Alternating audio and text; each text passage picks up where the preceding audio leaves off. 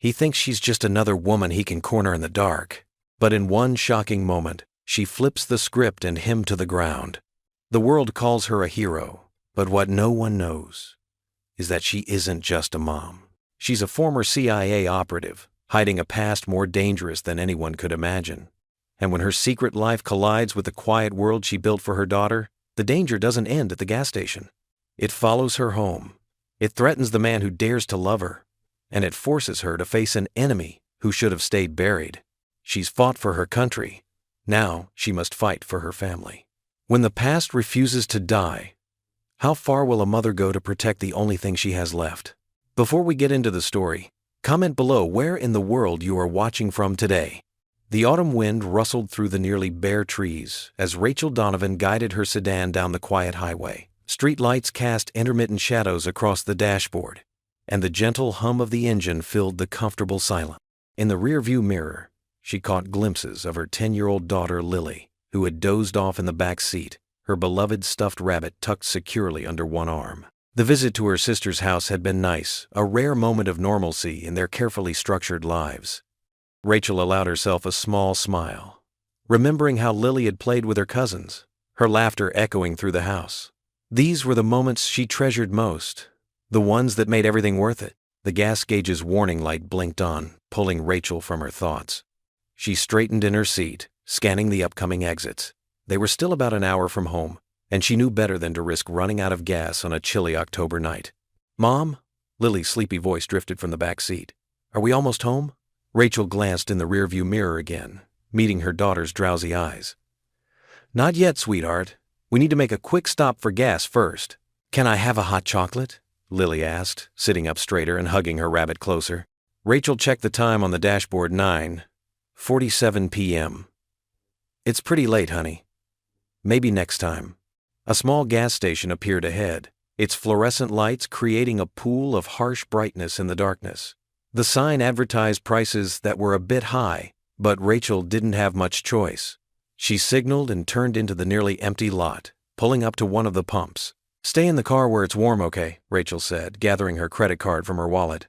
"I'll be quick." Lily nodded, already starting to doze off again. Rachel stepped out into the crisp night air, her boots crunching on the scattered leaves that had blown across the concrete. The station was quiet except for the distant hum of the highway and the occasional whoosh of cars passing on the main road.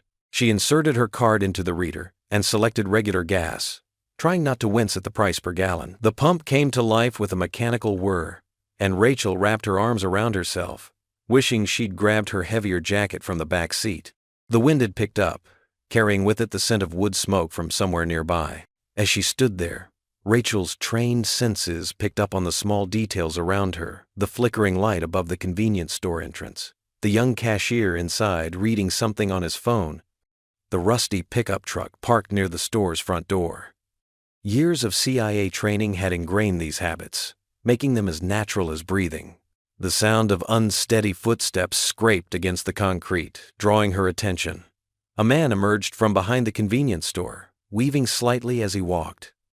Even from this distance, Rachel could smell the alcohol on him. He was middle-aged, wearing a worn leather jacket and jeans, his face flushed from drinking.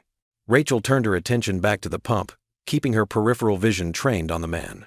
She'd handled countless situations like this before, but now, with Lily sleeping in the car, the stakes felt different, higher. The man's footsteps grew closer, and Rachel's muscles tensed instinctively. She could hear him mumbling to himself, his words slurred and indistinct. She maintained her calm exterior, though her mind was already mapping out possible scenarios, escape routes, and defensive positions. "Hey there," the man called out, his voice carrying across the empty lot. Rachel didn't respond, keeping her eyes fixed on the numbers climbing on the pump's display. The man stumbled closer, now only a few yards away. "What's a pretty lady like you doing out here all alone?" Rachel remained silent, her hand tightening slightly on the gas pump. In the car, she could see Lily still sleeping peacefully, unaware of the situation unfolding outside. The pump clicked past $20, the numbers continuing their steady climb. The man moved closer still, close enough now that the sour smell of alcohol was unmistakable. "Come on now," he said, his voice taking on an edge that Rachel recognized all too well. Don't be rude. She shifted her stance slightly, preparing herself while maintaining her appearance of casual disinterest. The movement was subtle, something no untrained person would notice, but it put her in a better position to react if needed. The man swayed on his feet, taking another unsteady step forward. "I said," he growled, his tone growing more aggressive, "don't be rude." He reached out a hand toward Rachel's shoulder. Just before he could make contact, Rachel heard the words that would shatter the quiet night. "Smile for me, beautiful." Heavy footsteps stumbled across the concrete, accompanied by the clink of glass against metal. Rachel tensed, her fingers tightening around the gas pump handle. She didn't need to turn around to know someone was approaching. Her old instincts had already mapped his unsteady path toward her. "Hey there, beautiful," a slurred voice called out. "Why so serious? Give me a smile." Rachel kept her eyes forward, maintaining her composed demeanor despite the way her pulse quickened. The footsteps grew closer, bringing with them the sour smell of alcohol and cigarette smoke. "I'm talking to you, lady." The man's voice took on an edge of irritation. He was close enough now that Rachel could see his reflection in her car window, tall, heavy-set, with a scraggly beard and a baseball cap pulled low over his eyes. A half-empty beer bottle dangled from his fingers. Rachel glanced through the car window at Lily, who was still sleeping peacefully in the back seat. Thank goodness for small mercies. She took a steady breath, keeping her voice calm but firm. "Sir, I'm just getting gas. Please leave me alone." The man laughed, a harsh sound that scratched against the quiet night air. "Come on, don't be like that. Just want to see a pretty smile."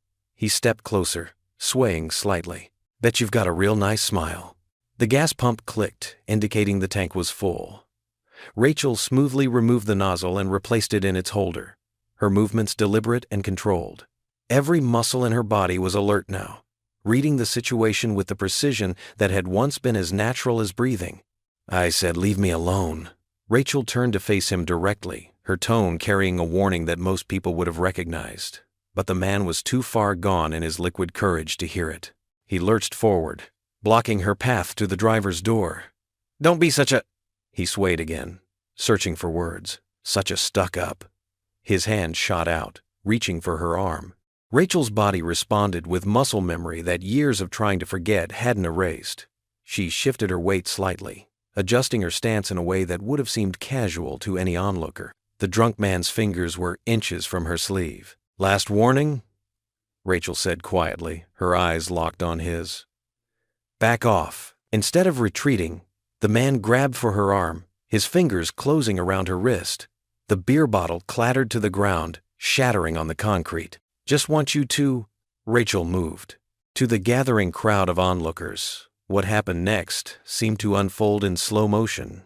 Rachel's free hand clasped the man's wrist, her other arm slipping under his elbow. With a fluid motion that looked almost like a dance step, she turned into his body, using his own momentum and weight against him. The man's feet left the ground as Rachel guided his body through the air in a perfect arc. He landed hard on his back, the impact driving the air from his lungs with a whoosh. Rachel maintained her hold on his wrist, keeping him pinned with a precise pressure that didn't injure but made it clear that any movement would be extremely uncomfortable. The drunk man lay there, gasping like a fish out of water, his eyes wide with shock and confusion. Around them, people who had been entering or leaving the convenience store stood frozen, mouths agape. The night clerk pressed his face against the store window, phone held up to record the scene. "Oh my God," someone whispered. The soft click and whir of phone cameras filled the air as more people began recording. Rachel heard a car door open behind her. "Mom?" Lily's worried voice carried across the parking lot. "Stay in the car, sweetie," Rachel called back, her voice steady and reassuring. To the man on the ground, she spoke in a low tone that only he could hear. "I'm going to let you up now. You're going to walk away and never do this to another woman again. Nod if you understand." The man nodded frantically, his earlier bravado completely evaporated. Rachel released him and stepped back, watching as he scrambled to his feet. He stumbled backward, nearly tripping over his own feet in his haste to get away. Without a word, he turned and ran into the darkness beyond the gas station's fluorescent lights, leaving only the scattered shards of his beer bottle behind. The small crowd erupted in applause and excited chatter. Phones were still raised, capturing every moment. Rachel could already imagine the social media posts that would be circulating by morning. Watch this mom take down creep at gas station. She felt her carefully constructed anonymity beginning to crack. That was amazing, the young clerk called out, pushing through the door. Where did you learn to do that? The drunk man crumpled to the ground with a heavy thud, groaning and clutching his shoulder. The small crowd that had gathered around the gas pump stood frozen, several holding up their phones to record the scene. Rachel straightened her jacket, her movements deliberate and controlled despite the adrenaline coursing through her veins. Red and blue lights suddenly flooded the station as two police cruisers pulled in, their tires crunching over loose gravel. Rachel maintained her composed stance, though her mind raced through potential explanations that wouldn't raise suspicions. Ma'am? A female officer approached first, her hand resting casually on her belt. I'm Officer Martinez. Are you all right? Rachel nodded, forcing her shoulders to relax. Yes, I'm fine, just a bit shaken up. Two other officers were already helping the drunk man to his feet. He swayed, still muttering under his breath, but the fight had gone out of him. Can you tell me what happened here? Officer Martinez pulled out a small notepad. Rachel gestured toward the gas pump. I was just filling up my tank. This gentleman approached me, clearly intoxicated. He became aggressive and tried to grab me. She kept her voice steady, matching the tone of any ordinary scared woman. I, just reacted. Self-defense classes, you know? The officer's eyebrow raised slightly. That was quite a takedown for basic self-defense. I've taken classes on and off for years, Rachel explained, her expression carefully neutral. When you're a single mom, you want to be prepared. Honestly, I got lucky. Adrenaline took over. From the car came a small voice. Mom? Rachel turned to see Lily sitting up in the back seat, rubbing her eyes. The sight of her daughter's confused face made her heart clench. Everything's okay, sweetie, Rachel called out, trying to keep her voice light. Just give me a minute. Officer Martinez glanced at the car, her expression softening. Your daughter? Yes, she's 10. Rachel lowered her voice. I'd really prefer to keep this simple, if possible. I don't want her frightened. The female officer nodded understanding, though she continued her questioning. Did you know this man? Had you seen him before? No, never. Rachel shook her head firmly. Complete stranger. A male officer approached, holding up his phone. Martinez, you might want to see this. Someone already posted a video online. It's getting shares. Rachel's stomach tightened, but she kept her face neutral. Social media attention was the last thing she needed, but there was nothing she could do about it now. Officer Martinez watched the video, then looked back at Rachel with renewed interest. Ma'am, that move you used, that's pretty advanced. Are you sure you haven't had more extensive training? Just lucky, Rachel insisted, allowing a slight tremor into her voice. To be honest, I'm still shaking. I acted on instinct. I wasn't really thinking about technique. The officer studied her for a moment longer, then nodded slowly. Well, you have every right to defend yourself. The gentleman over there is going to be spending the night in our drunk tank, and we'll be charging him with harassment and attempted assault. I'd rather not press charges, Rachel said quickly. I just want to get my daughter home. Ma'am, I really think... Please, Rachel interrupted gently. He's learned his lesson. I just want this over with. Officer Martinez sighed, but nodded. All right, we'll handle it as a drunk and disorderly, but I'll need you to give a brief statement before you go. Rachel provided her details, the carefully constructed background she'd maintained for years, and gave a simple account of what happened. The whole time, she could feel Lily's eyes on her through the car window. Finally, after what seemed like hours but was probably only 20 minutes, the officers finished their questions. The drunk man had already been loaded into one of the cruisers, and the small crowd of onlookers had dispersed. You're free to go, Mrs. Donovan, Officer Martinez said, closing her notepad. But please take my card. If you remember anything else or if you change your mind about pressing charges. Rachel accepted the card with a polite smile, knowing she'd never use it. Thank you, officer. You've been very kind. As the police cars pulled away, Rachel took a moment to steady herself before opening the car door. Lily immediately scrambled from the back seat into the front, her small face full of concern and admiration. Mom, you were amazing. I woke up when I heard the noise, and I saw everything. Lily's eyes were wide with excitement. You were like a superhero. Rachel gathered her daughter into her arms, holding her close. The familiar scent of Lily's strawberry shampoo helped ground her, reminding her why she'd worked so hard to leave her old life behind. "I was so scared," Lily whispered into Rachel's shoulder. "But then I remembered it was you, and I knew everything would be okay." Rachel stroked her daughter's hair, fighting back tears. "Of course it would be okay. I'll always protect you, sweetheart."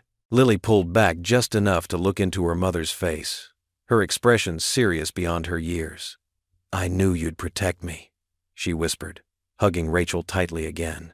For a moment Rachel just held her daughter, allowing herself to feel the full weight of what had happened and what could have happened. Then she gently disentangled herself from Lily's embrace and straightened up. "Back to your seat, sweetie," she said, keeping her voice light.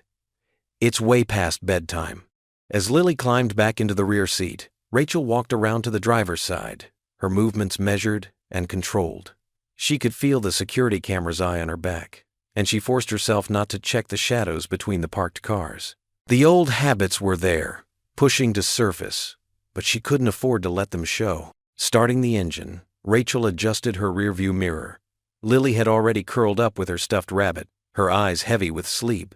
The gas station's fluorescent lights cast strange shadows across her innocent face. Rachel put the car in drive, her hands steady on the wheel despite the tremors she felt inside. As they pulled onto the quiet street, she kept her speed exactly at the limit, her posture relaxed but alert. To anyone watching, she would appear to be nothing more than a tired mother driving her child home after a long night. Just another ordinary woman, just another ordinary night. But as they drove through the sleeping town, Rachel couldn't shake the feeling that something had shifted. In those few seconds of combat, she'd revealed a piece of herself she'd worked for years to keep hidden. The video was already online, spreading through social media like wildfire. People would talk, ask questions, wonder about the single mom with unusual skills. She glanced again at Lily in the mirror, peaceful and trusting in the back seat. For her daughter's sake, she had to maintain their careful facade of normalcy. She had to be just Rachel Donovan, widowed mother, part-time bookkeeper, ordinary woman who got lucky in a dangerous situation. Nothing more, nothing less. Rachel's phone buzzed against her nightstand, pulling her from a restless sleep.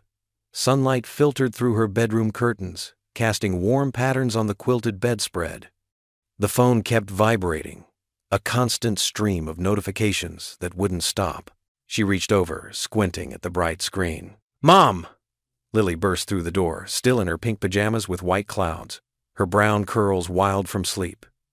"You're famous!"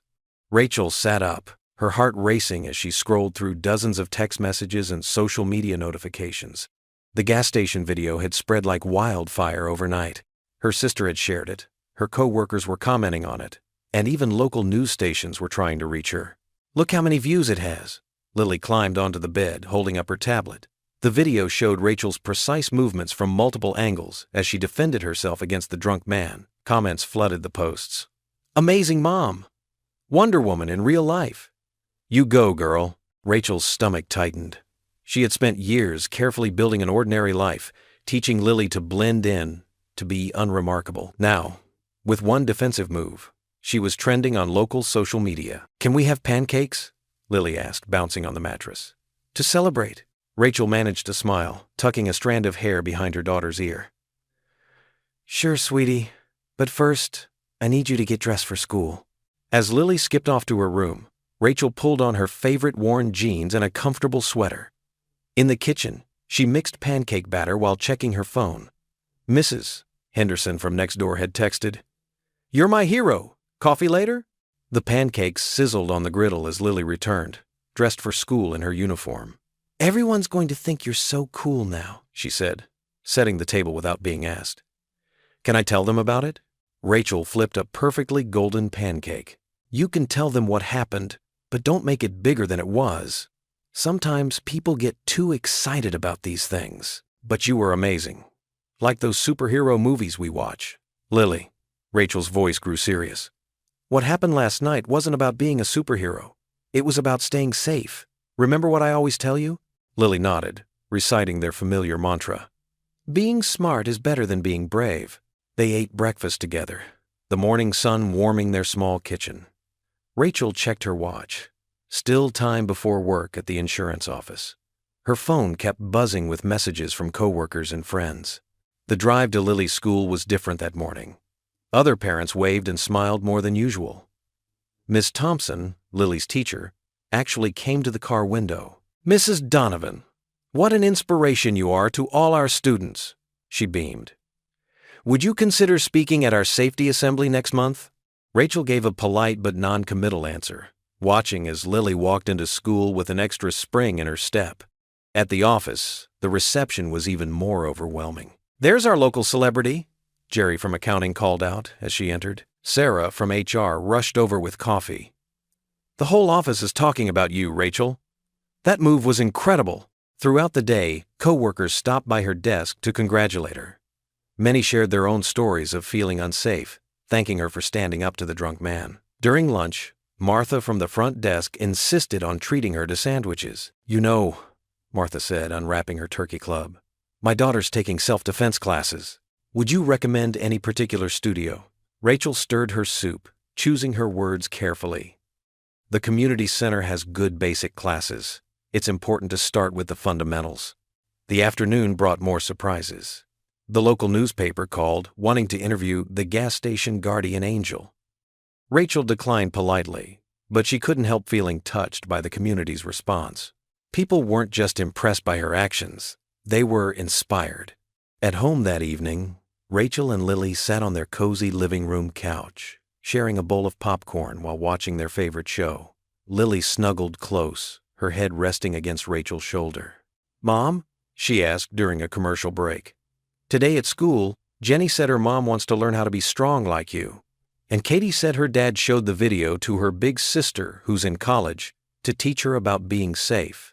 Rachel wrapped an arm around her daughter, breathing in the familiar scent of her strawberry shampoo. "What do you think about all of this?" Lily thought for a moment, twirling a piece of popcorn between her fingers. "I think it's good. Maybe other moms will learn to protect their kids too. And," she hesitated, "I like that people know how special you are now. I always knew, but now they do too." Those simple words touched something deep in Rachel's heart.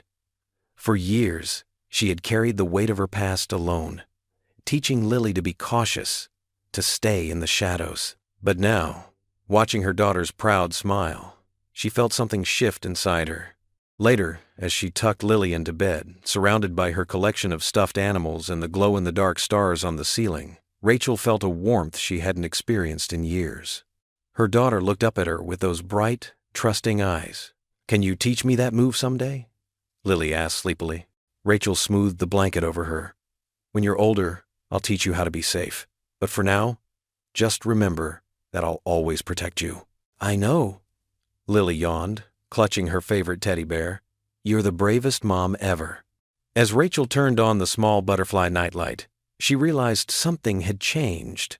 The fear and isolation that had been her constant companion since losing her husband were giving way to something new. The community's support, Lily's pride, and her own rediscovered strength had created a tiny spark of hope, one she hadn't dared to feel in years. She kissed Lily's forehead and quietly closed the door, listening to her daughter's peaceful breathing. For the first time in a long time, Rachel felt like she might be able to step out of the shadows, to be more than just a survivor. Maybe, just maybe, she could find a way to help others while keeping her past safely buried. After tucking Lily into bed, Rachel stood in her darkened kitchen, listening to the quiet hum of the refrigerator. The house felt different at night, more hollow, more haunting. She glanced at the clock, 11:43 p.m. Sleep wouldn't come easily, not after today's events. Rachel moved quietly down the hallway to her bedroom, her sock-covered feet silent against the hardwood floors. She paused at Lily's door, hearing the soft, steady breathing of her daughter. A smile touched her lips, but it didn't quite reach her eyes. In her room, Rachel knelt beside her bed and reached underneath, pulling out a dusty storage container. Her hands trembled slightly as she lifted a small metal lockbox from within. The key had hung on a chain around her neck for years, hidden beneath her clothes, a constant reminder of what she'd left behind. The lock clicked open softly. Rachel sat cross-legged on the floor, her back against the bed, and lifted the lid. The familiar scent of old paper and metal wafted up, a smell that transported her instantly to another life. Her CIA badge lay on top, the metal still gleaming despite the years. Rachel ran her finger across its surface, remembering how proud she'd felt the day she earned it. Beneath the badge lay a worn photograph, its edges soft from handling. She picked it up carefully, as if it might crumble in her hands. "Oh, James," she whispered, staring at the image of her late husband. In the photo, he wore his favorite blue shirt, his arm wrapped around a younger version of herself. They stood in front of the Jefferson Memorial, both smiling, both unaware of how their story would end. Rachel's throat tightened as memories flooded back. Their first meeting at Langley, when he'd spilled coffee on her new shoes and insisted on buying her lunch to make up for it. Their whirlwind romance, conducted between missions and debriefings.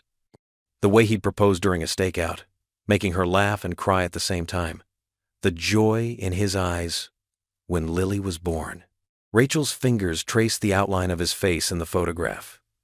James had been gone for 8 years now, but the pain still felt fresh some days. She remembered the official knock at the door, the carefully worded explanation that left so much unsaid. Killed in the line of duty.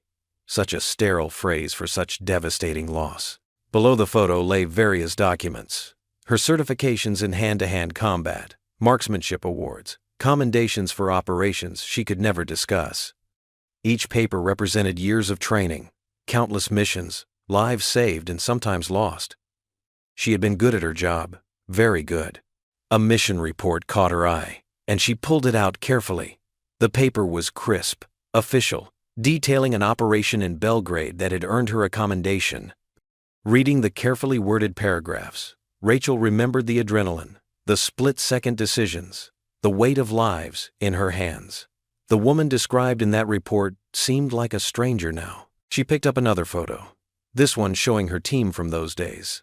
5 faces smiled back at her, 3 of whom were no longer alive. Rachel remembered their names, their laughs, the way they'd moved together like a single organism in the field. They'd been more than colleagues. They'd been family. The techniques she'd used at the gas station tonight had come flooding back without thought, muscle memory taking over despite years of disuse. Her body remembered what her mind had tried to forget.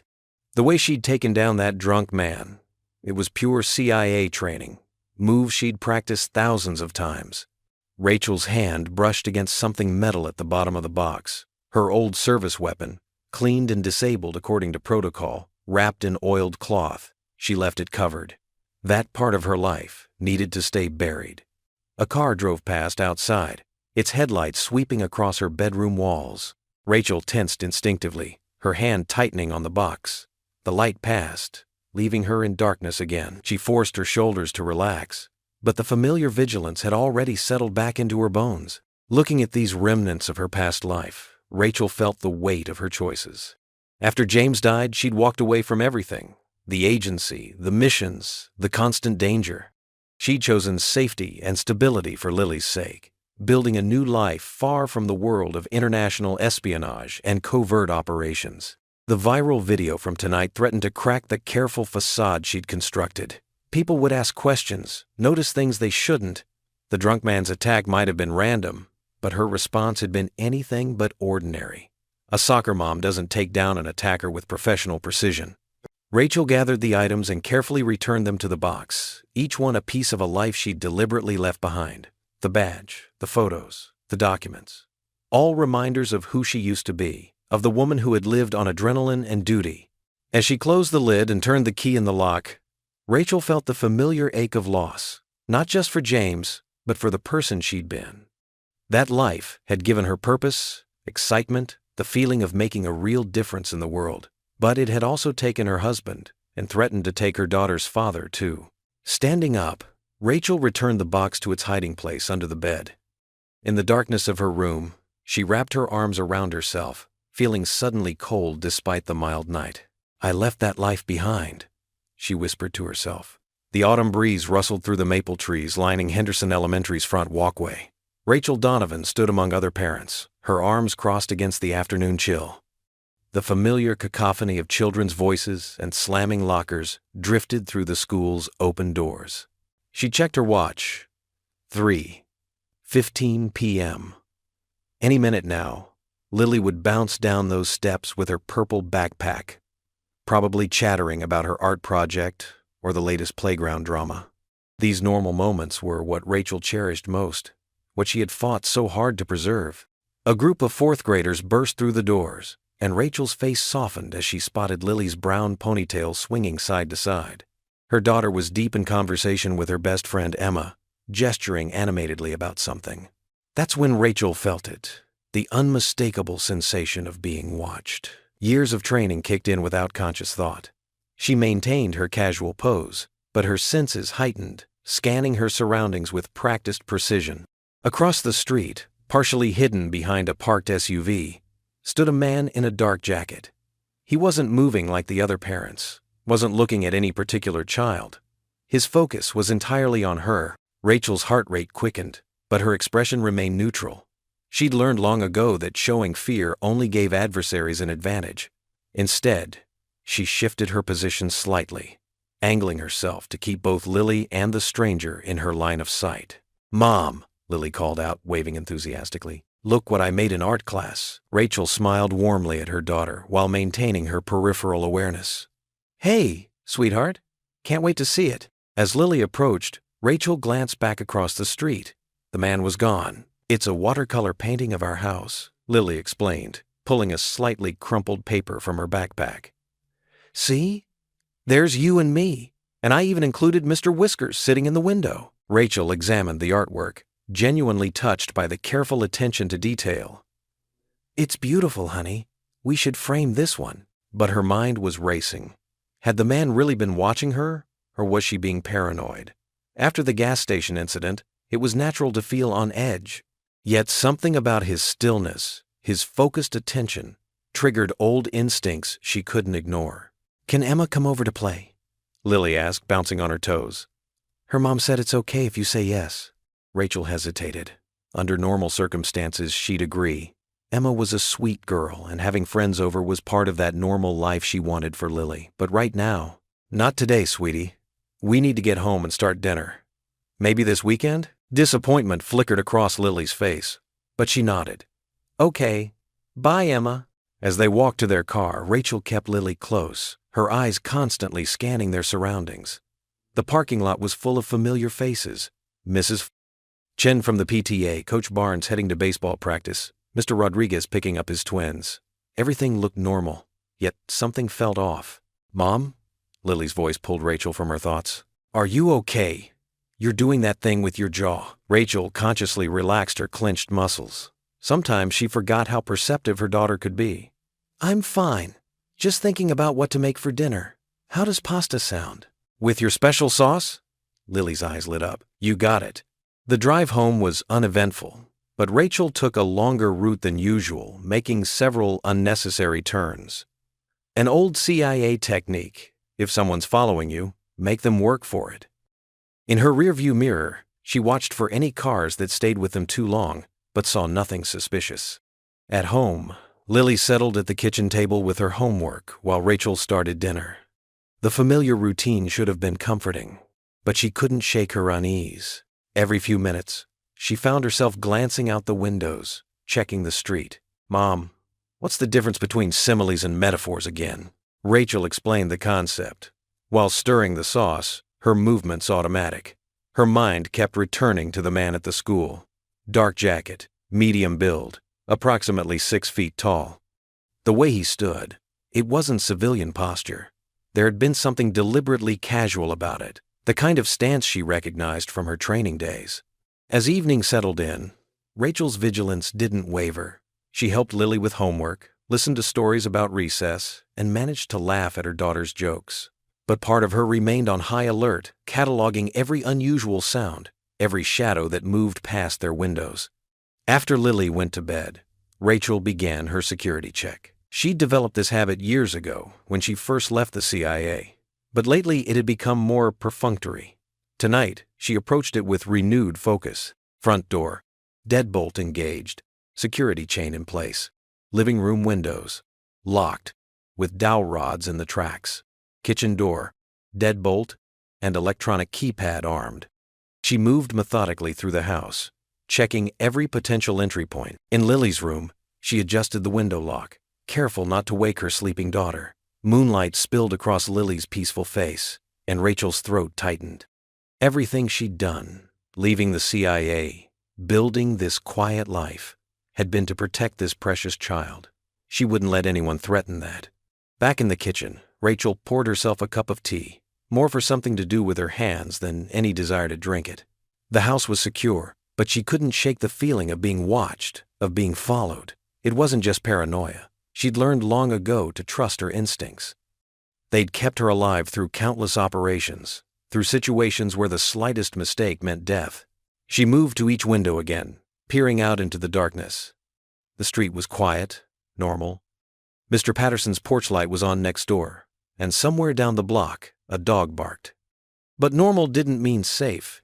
She knew better than anyone how danger could hide behind ordinary facades. The tea grew cold as Rachel stood in her kitchen, wrestling with possibilities she'd hoped never to face again. Was the man at the school connected to her past? Had her viral moment at the gas station exposed her to old enemies? Or was she seeing threats where none existed, letting old fears poison the life she'd worked so hard to build? One thing was certain. She needed to be ready. Whether this was a real threat or just echoes of her past, she couldn't take chances.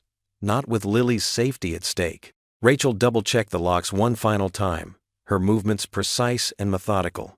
Tomorrow, she'd need to be extra vigilant, watch for any other signs. But tonight, all she could do was secure their home and stay alert. The feeling of being followed lingered, as persistent as a shadow. The old Honda Civic's engine made a concerning rattling sound as Rachel pulled into Moore's Auto Repair.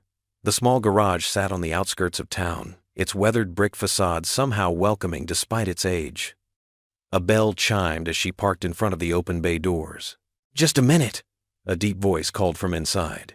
Rachel stepped out of her car, wincing at the grinding noise when she turned off the ignition.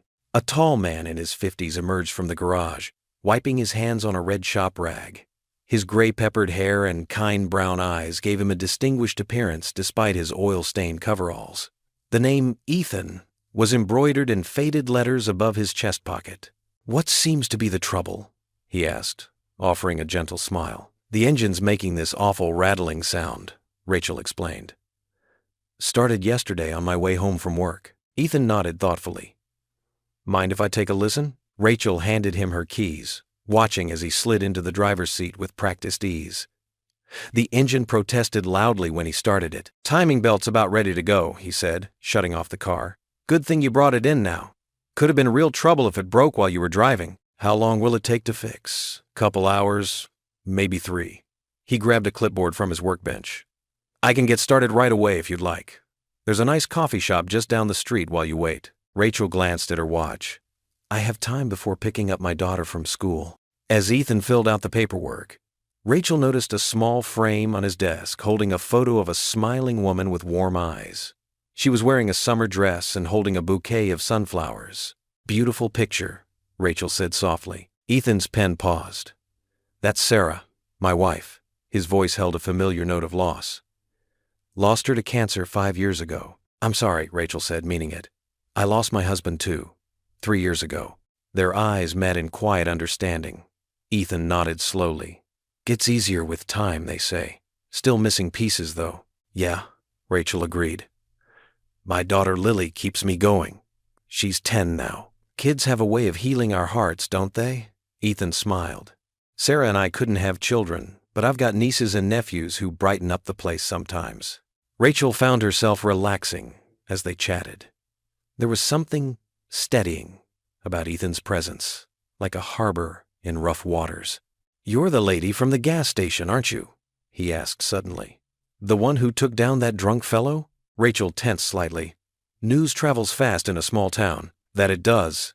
Ethan's expression remained warm, free of judgment. "Must have been scary. You handled yourself well, though." "Just got lucky," Rachel deflected, falling back on her practiced response. "Mm-hmm." Ethan's tone suggested he didn't quite believe that, but he didn't press. "Well, why don't I show you what I'm going to do with your car?" Always good to understand what's happening under the hood. For the next 15 minutes, Ethan explained the timing belt replacement in simple terms, pointing out various engine components. His teaching style was patient and clear, reminding Rachel of her husband's way with words. "You know, Ethan said as he straightened up. "There's a self-defense class at the community center on Thursday nights. My sister teaches it. Might be worth checking out if you're interested in being prepared. World can be a dangerous place sometimes." Rachel smiled, appreciating his subtle way of offering help without pushing. "I'll think about it. No pressure," he assured her. "Now, about that coffee shop. Try their apple cinnamon muffins. Best in town." "Thanks for the tip." Rachel gathered her purse. "And thanks for fitting me in today." Of course, car should be ready by 2:30. As Rachel walked toward the coffee shop, she found herself smiling. It had been a long time since she'd met someone who understood the weight of loss without drowning in it. Ethan carried his grief with grace, using it to help others rather than letting it consume him. The coffee shop's bell chimed as she entered, the scent of fresh baked goods and coffee wrapping around her like a warm blanket. She ordered a muffin and coffee, finding a quiet corner table by the window. From here, she could see Ethan's garage across the street, where he was already at work on her car. The muffin was indeed delicious, still warm from the oven. Rachel pulled out her phone to check messages, but found herself instead looking at the garage, watching Ethan's steady movements as he worked. There was something comforting about his methodical approach, the way he treated every task with care and attention. At 2:15, Rachel walked back to the garage. Ethan was closing her car's hood, looking satisfied with his work. "All set," he announced. "Want to hear how smooth it runs now?" He started the engine, and the difference was immediately apparent. No more rattling, just the steady purr of a well-maintained machine. "Sounds perfect," Rachel said, reaching for her wallet. "Take it easy on the turns for the first few days," Ethan advised as he printed her receipt. "Everything's good, but it never hurts to be gentle while things settle in." Their fingers brushed slightly as he handed her the keys. "Thank you, Ethan, for everything." "Any time, Rachel." He smiled warmly. "Don't be a stranger." Rachel climbed into her car, adjusting her mirrors. Through the reflection, she caught Ethan watching her pull away, still wearing that kind smile. The afternoon sun cast long shadows across the parking lot as she turned onto the main road, her heart feeling lighter than it had in months. Scene ends here as per instructions, with Rachel driving away smiling, unaware of being watched. Rachel pulled her car into the driveway, the newly repaired engine purring smoothly thanks to Ethan's work at the garage. The late afternoon sun cast long shadows across her front yard, and fallen leaves skittered across the concrete. She grabbed her grocery bags from the trunk, thinking about what to make for dinner. Lily had requested spaghetti and meatballs, her comfort food whenever she had a math test the next day. As she approached the house, Rachel noticed the mailbox flag was up.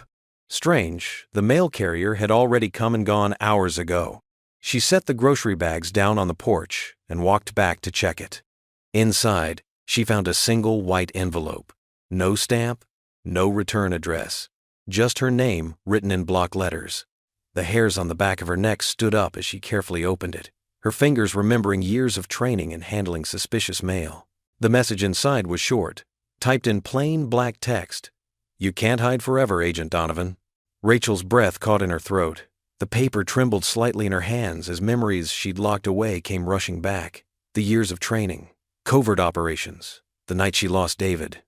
She quickly scanned the quiet street, but nothing seemed out of place. Mrs. Henderson was watering her roses next door. A kid rode past on his bicycle. Everything looked normal, deceptively normal. Inside the house, Rachel double-checked all the locks and drew the curtains. Her hands moved automatically as she did a security sweep of each room, muscle memory from a life she thought she'd left behind. When she was certain the house was secure, she sat at her kitchen table and pulled out her phone. With shaking fingers, she dialed a number she hadn't used in years. It rang 3 times before a familiar voice answered. "This is Agent Reyes." "Carla," Rachel said quietly. "It's Rachel Donovan." There was a pause on the other end. "Rachel? It's been... I know. I'm sorry to call like this, but something's happened." Rachel explained about the gas station incident and the note, her voice steady despite her racing heart. "The drunk man at the station," Carla said slowly. "Can you describe him?" Rachel closed her eyes, recalling details with practiced precision.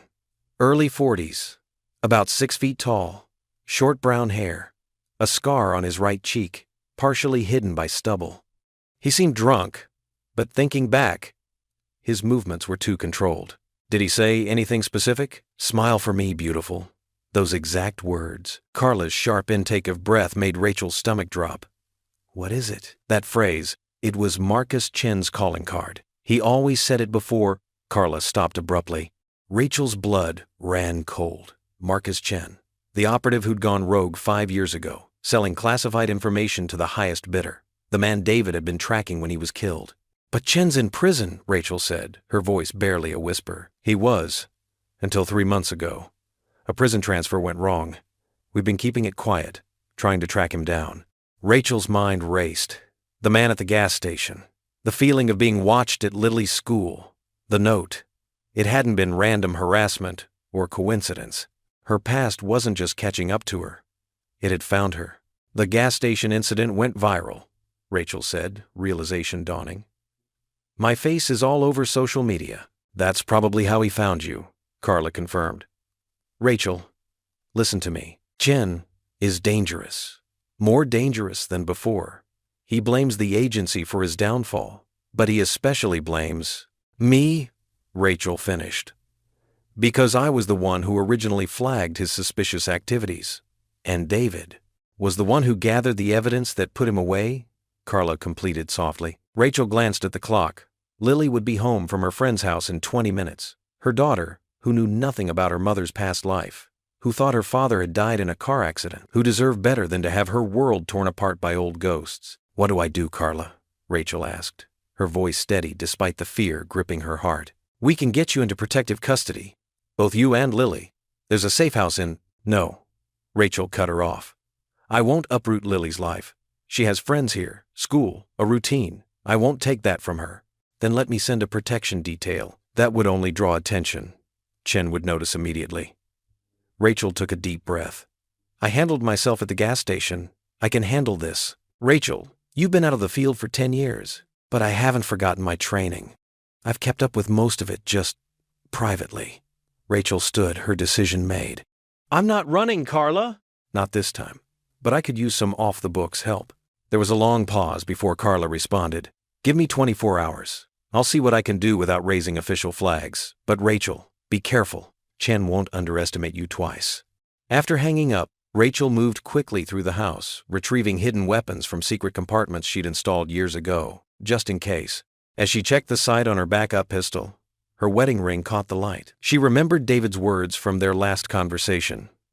Sometimes the best way to protect what we love is to face what we fear. The sound of the school bus stopping at the corner snapped Rachel back to the present. She secured the weapons and straightened her shirt, preparing to greet her daughter with a smile that wouldn't betray the storm raging inside her. One thing was certain. The quiet life she'd built for herself and Lily was over. The past she'd tried so hard to leave behind had finally caught up with her, and this time running wasn't an option. She had to face it head on, not as Agent Donovan of the CIA, but as Rachel Donovan, a mother who would do anything to protect her child. Rachel's fingers moved with practiced efficiency as she installed the new deadbolt. The familiar motions brought back memories of safe houses and security protocols. Skills she'd hoped to never use again. But here she was, turning her modest suburban home into a fortress. Is this because of the scary man at the gas station? Lily asked from behind her, hugging her stuffed elephant close to her chest. Rachel paused, screwdriver in hand. She turned to face her daughter, choosing her words carefully. It's just being extra careful, sweetheart. Like wearing a seatbelt or looking both ways before crossing the street. But we already have locks, Lily pointed out, her bright eyes full of curiosity. Sometimes it's good to have backups. Rachel smiled, reaching out to smooth Lily's tangled curls. Hey, want to play a new game while I finish up here? Lily's face lit up. What kind of game? It's called Safe Space. First, I want you to look around this room and find 3 places you could hide if you needed to. Rachel kept her voice light and playful, but her heart ached at the necessity of it all. Lily took the challenge seriously, scanning the living room with intense concentration. Behind the couch, inside the big cabinet, and under the window seat. Good girl. Now, let's make it more fun. I'll time you, and you have to get to each spot as quietly as possible. Like a ninja, Rachel demonstrated by tiptoeing exaggeratedly across the room, making Lily giggle. While Lily practiced her ninja moves, Rachel finished installing the lock and moved on to placing wireless door sensors. She positioned them discreetly, making sure they wouldn't be visible to casual observers. Each soft beep of the sensors being activated felt like both a comfort and a reminder of her failure to keep her past buried. "Mommy, look how quiet I can be," Lily whispered, suddenly appearing at Rachel's side without a sound. Rachel's heart swelled with pride and worry. "That's perfect, honey. You're a natural." She pulled out her phone and opened a timer app. "Want to try something else? This one's called Echo and Shadow." Lily bounced on her toes, eager to learn another game. "How do we play?" "Well, you're going to be my echo. Whatever movement I make, you copy it. Then we'll switch, and I'll be your shadow." Rachel demonstrated a simple sequence. 2 steps forward, 1 step back, then a quick turn. It was a basic evasion pattern disguised as child's play. They spent the next hour moving through the house, Rachel gradually introducing more complex patterns. She taught Lily how to stay close to walls, how to move while keeping furniture between herself and windows, all wrapped in the guise of an elaborate follow-the-leader game. "Now for the really fun part," Rachel announced, leading Lily to the backyard. "Let's play Safe Circle." She drew an invisible circle on the grass with her foot. "Stand in the middle. If I try to grab you, you have to keep me out of your circle." Lily stood in position, giggling as Rachel playfully reached for her. "Like this?" She pushed Rachel's hands away, stepping back to maintain her distance. "Perfect. But try using your whole body to move away, not just your hands." Rachel demonstrated the proper technique, showing Lily how to pivot and sidestep. Basic self-defense moves transformed into a dance-like game. As the afternoon wore on, Rachel introduced more games: mirror match for blocking moves, rocket ship for breaking free from holds, and tiger cubs for falling safely. Each one carefully designed to build muscle memory that could save Lily's life if the worst happened. Between games, Rachel finished setting up the security system. Hidden cameras went up in the front and back yards. Motion sensors covered every possible entry point. A new app on her phone would alert her to any unusual activity around the house. "Can we play Tiger Cubs again?" Lily asked breathlessly, her cheeks flushed with excitement. "I love doing the rolls." Rachel watched her daughter demonstrate a perfect shoulder roll across the grass, the same technique she'd learned years ago during CIA training. Back then, it had been drilled into her on cold mats in windowless rooms. Now, in her sun-drenched backyard, her 10-year-old was learning it as a game. "That's amazing form, sweetie," Rachel clapped, forcing enthusiasm into her voice. "But let's take a break. How about some lemonade?" As they sat on the back porch steps, Lily chattered happily about how she couldn't wait to show her best friend Emma their new games. Rachel felt a knot form in her stomach. "These are special games just for us, okay?" She touched Lily's chin gently, making sure their eyes met. "Like a secret club. Just for mother and daughter." "Like a spy club?" Lily's eyes sparkled with innocent excitement. The word spy hit Rachel like a physical blow, but she kept her face neutral. "Something like that. Promise me you'll keep our games just between us?" "I promise." Lily held up her pinky finger solemnly. They linked fingers, sealing the deal. Rachel pulled her daughter close, breathing in the familiar scent of her strawberry shampoo. Lily snuggled against her, still buzzing with energy from their afternoon of games, completely unaware of the real reason behind them. "Love you, Mom," Lily murmured, content in their embrace. "Love you too, baby." Rachel's voice caught slightly as guilt washed over her. Here was her daughter, happily learning survival skills, thinking it was all just fun and games. The innocence of her laughter echoed in Rachel's mind, a stark contrast to the danger that had forced this necessity. After tucking Lily into bed, Rachel sat at her kitchen table, staring at the burner phone she'd kept hidden away for years. The house was quiet, except for the soft hum of the dishwasher and the distant chirp of crickets outside. Her fingers traced the edges of the basic flip phone, remembering the protocol she'd hoped never to use again. She glanced at the stairs to make sure Lily wasn't sneaking down for a glass of water, then dialed a number she'd memorized long ago. The phone rang 3 times before a familiar voice answered. "This is a secure line." The woman's voice was crisp and professional. "Agent Reyes? It's Rachel Donovan." Rachel kept her voice low, though she knew Lily was sound asleep. There was a pause on the other end. "Rachel? It's been, 6 years?" 7. Rachel twisted a loose thread on her sleeve. "Carla, I need information. Something's happening." "I saw the gas station video," Carla said. her tone shifting from professional to concerned. That wasn't your typical drunk troublemaker, was it? Rachel's shoulders tensed. You recognize the moves? Please. I trained with you for 3 years. Those weren't lucky self-defense moves from a yoga class. Carla's voice lowered. What's really going on, Rachel? Rachel took a deep breath. Someone's watching me. Following me. The gas station incident. It wasn't random. And today, I got a note. They know who I am, Carla. My real identity. The line went silent for a moment. Rachel could hear papers shuffling in the background. Give me a minute, Carla said. More clicking sounds followed, likely keyboard strokes. When exactly did this start? 4 days ago. The gas station was just the beginning. Rachel stood up and paced the kitchen, keeping her footsteps silent out of habit. I've noticed a man watching Lily's school. Dark sedan, tinted windows, professional surveillance. Damn it, Carla muttered. I was afraid of this. Rachel, you need to listen carefully. The gas station man. Describe him. Early 30s. Military build, tribal tattoo on his right forearm. Played drunk, but his eyes were clear. The aggression was calculated. More typing sounds came through the phone. That matches what I'm seeing. Rachel. It's Marcus Kane. The name hit Rachel like a physical blow. She gripped the kitchen counter to steady herself. Kane? That's impossible. He's supposed to be in federal custody. He was, until 3 months ago. Carla's voice hardened. There was a transfer incident. He escaped. We've been tracking him, but he's good at staying hidden. Too good. Rachel's mind raced back 7 years to her last mission before leaving the agency. The operation that had exposed Kane as a double agent, selling CIA secrets to the highest bidder. She had been the one to identify him, to gather the evidence that led to his arrest. He blames you, Rachel, Carla continued. After his escape, we found journals from his time in custody. Pages and pages about you, about revenge. Rachel's throat tightened. The man at the gas station, he was testing me, trying to confirm my identity. And your response confirmed it. Kane's been obsessed with finding you since his escape. He's methodical, patient. The gas station was just the opening move. My daughter, Carla. Rachel's voice cracked slightly. Lily? She's all I have. I know. Carla's tone softened.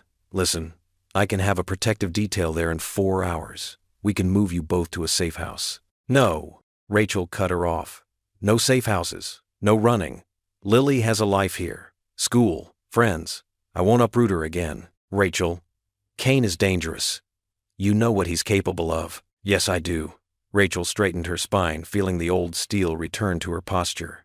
That's why I'm going to stop him. Here. On my terms. You've been out of the game for 7 years, Carla warned. But I haven't forgotten. The gas station proved that. Rachel moved to the window, scanning the dark street with practiced eyes. I need intel, Carla. Everything you have on his movements since the escape. Known, associates, resources. She heard Carla sigh. You're still the most stubborn operative I've ever worked with. That's why I was the best. Rachel allowed herself a small smile. Will you help me? Of course I will. But Rachel, be careful. Kane's not just angry. He's unhinged. The psych evaluations from prison showed increasing instability. This isn't just about revenge for him anymore. It's become an obsession. Rachel thought of Lily sleeping peacefully upstairs, innocent and unaware of the danger circling their lives. Then he's already made his first mistake. Obsession makes people sloppy. We can use that. I'll send everything we have to your secure drop location. The old protocols are still active. Carla paused. Watch your back, Rachel. And it's good to hear your voice again.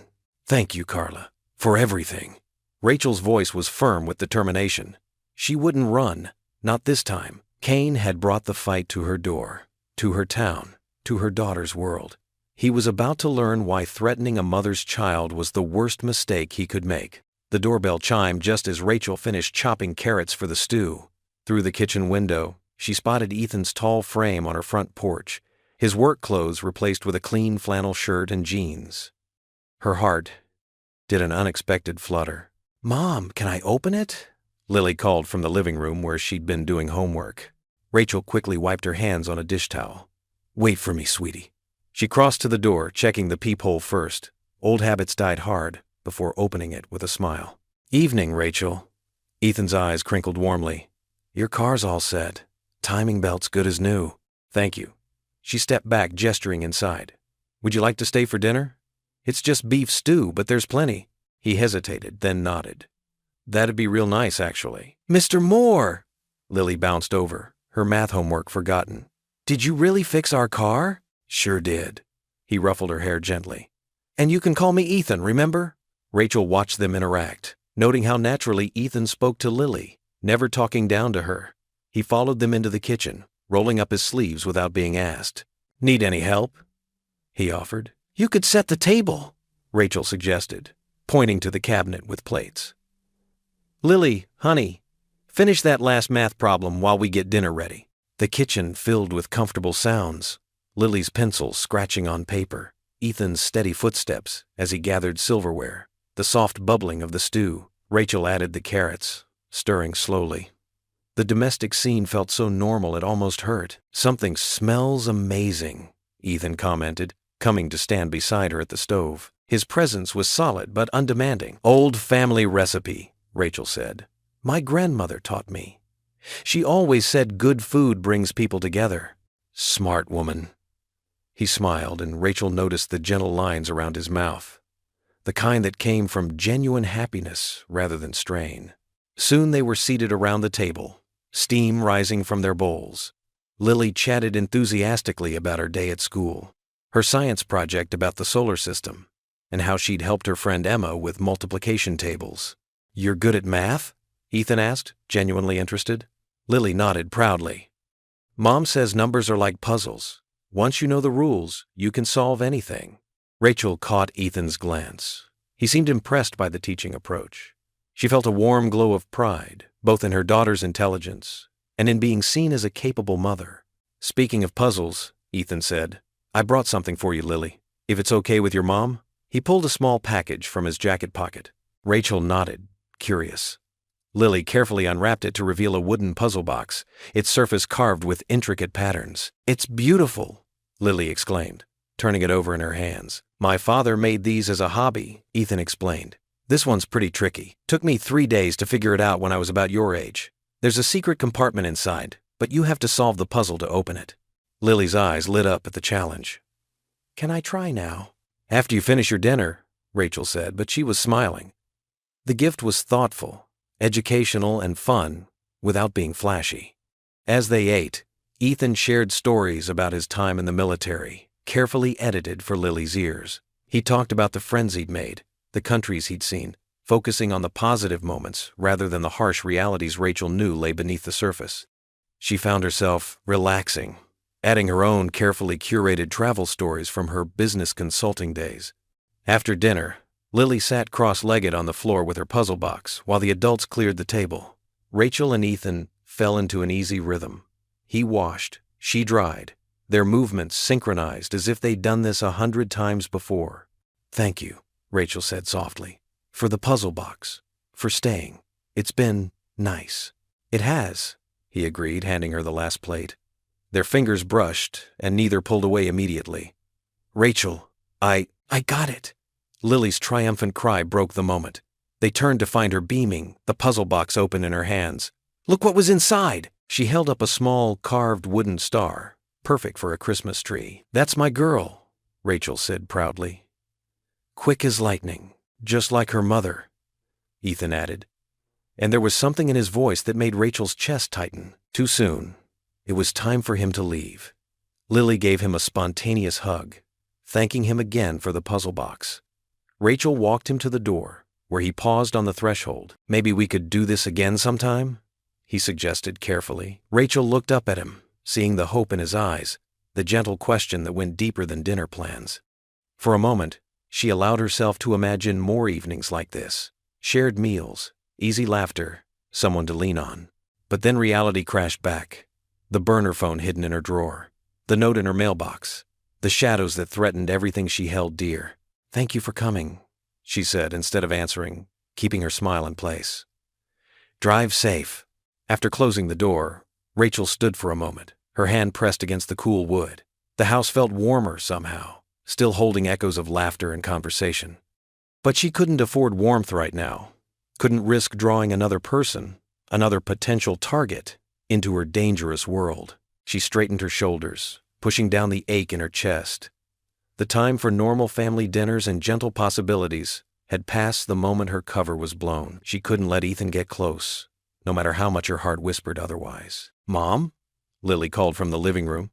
"Can you help me find the perfect spot for my star?" Rachel took a deep breath, composing herself. "Coming, sweetheart."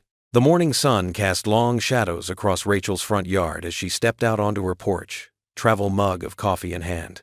The crisp autumn air carried the scent of fallen leaves and approaching winter. She paused, scanning the quiet street, a habit that had kept her alive during her CIA days. Something felt off. Lily appeared beside her, backpack slung over one shoulder. "Ready for school, Mom?" "Just a minute, sweetie." Rachel's eyes narrowed as she studied her car in the driveway. From this angle, something about the tires looked wrong. "Wait here on the porch." She set down her coffee and moved cautiously down the front steps, her muscles tensing as she approached the vehicle. The first tire came into view, flat, with a clean slice through the sidewall. Not a random puncture or wear and tear. This was deliberate. Her heart rate quickened as she circled the car. All 4 tires had been methodically slashed, the cuts precise and professional. A cold weight settled in her stomach as memories flooded back. She'd seen this before, years ago in Budapest. It had been Marcus Kane's signature move before he went rogue, his way of saying, "I can get to you whenever I want." "Mom," Lily called from the porch. "What's wrong with the car?" Rachel forced her voice to remain steady. "Looks like we had some vandals last night. Nothing to worry about. I'll call Mrs. Peterson next door for a ride to school." She pulled out her phone, keeping her movements casual, while her mind raced through implications and contingencies. Their elderly neighbor answered on the second ring, happy to help. As Rachel waited for Mrs. Peterson to bring her car around, she texted Ethan, "Car trouble. Need to talk. Important." His response came quickly. "On my way. 15 minutes." Rachel ushered Lily into Mrs. Peterson's powder blue sedan, maintaining a calm facade. "Have a great day at school, honey. I love you." "Love you too, Mom." Lily waved as they pulled away. The moment they were out of sight, Rachel's composed expression hardened. She strode back into the house, heading straight for her bedroom closet. Behind a false panel in the back wall was a small, safe, not the obvious one that held family documents, but a biometric secured box she'd installed years ago. The lock clicked open at her fingerprint.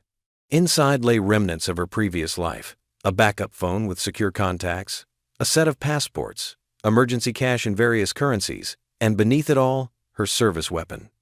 The Sig Sauer P229 felt familiar in her hands as she checked the magazine and chamber with practiced efficiency. Footsteps on her front porch made her freeze. A gentle knock followed. "Rachel, it's Ethan." She quickly secured the weapon and moved to the door, checking through the peephole before opening it. Ethan stood there in his work clothes, concern evident on his face. "Thanks for coming so quickly," she said, leading him to the garage. "I need your professional opinion on something." The garage lights flickered on, revealing her car with its ruined tires. Ethan whistled low, crouching to examine the damage. This wasn't random vandalism. These cuts are clean, angled. Someone knew exactly what they were doing. Rachel watched him work, appreciating his attention to detail. He might not know her full history, but his military background made him an observant ally. "How long to replace them?" she asked. "I can have a full set delivered and mounted by this afternoon." He stood, brushing off his hands. "But, Rachel, this looks personal. Should we call the police?" She shook her head. "Not yet. Let's get the tires fixed first." The local police weren't equipped to handle someone like Marcus Kane. They'd only get in the way, or worse, get hurt. Ethan studied her face for a long moment. "There's more going on here than you're saying." "There is," she admitted. "And I promise I'll explain some of it soon. But right now, I need to know if you can help with the car." He nodded slowly. "I'll have my tow truck here in 20 minutes. We'll get you mobile again." After Ethan left to arrange the tow, Rachel returned to her bedroom. She pulled out her old secure phone, powering it up for the first time in years. The battery still held a charge. She'd maintained it religiously, just in case. She scrolled through the encrypted contacts until she found the one she needed. Her former handler at the CIA. The phone rang 3 times before connecting. No greeting, just a familiar voice. "Checkpoint Charlie." Rachel replied with the verification phrase, "Midnight in Moscow." "Rachel." The voice softened slightly. "I wondered when you'd call. Kane's making moves."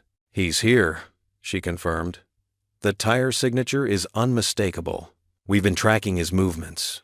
He's been methodical, eliminating potential allies before going after primary targets. You need to be careful." Rachel's jaw tightened. "I need intel. Current location, known associates, anything you can share. I'll send what I can through secure channels. But Rachel, he's not the same operator you knew. He's erratic, obsessed. This is personal for him." "It's personal for me too," she replied.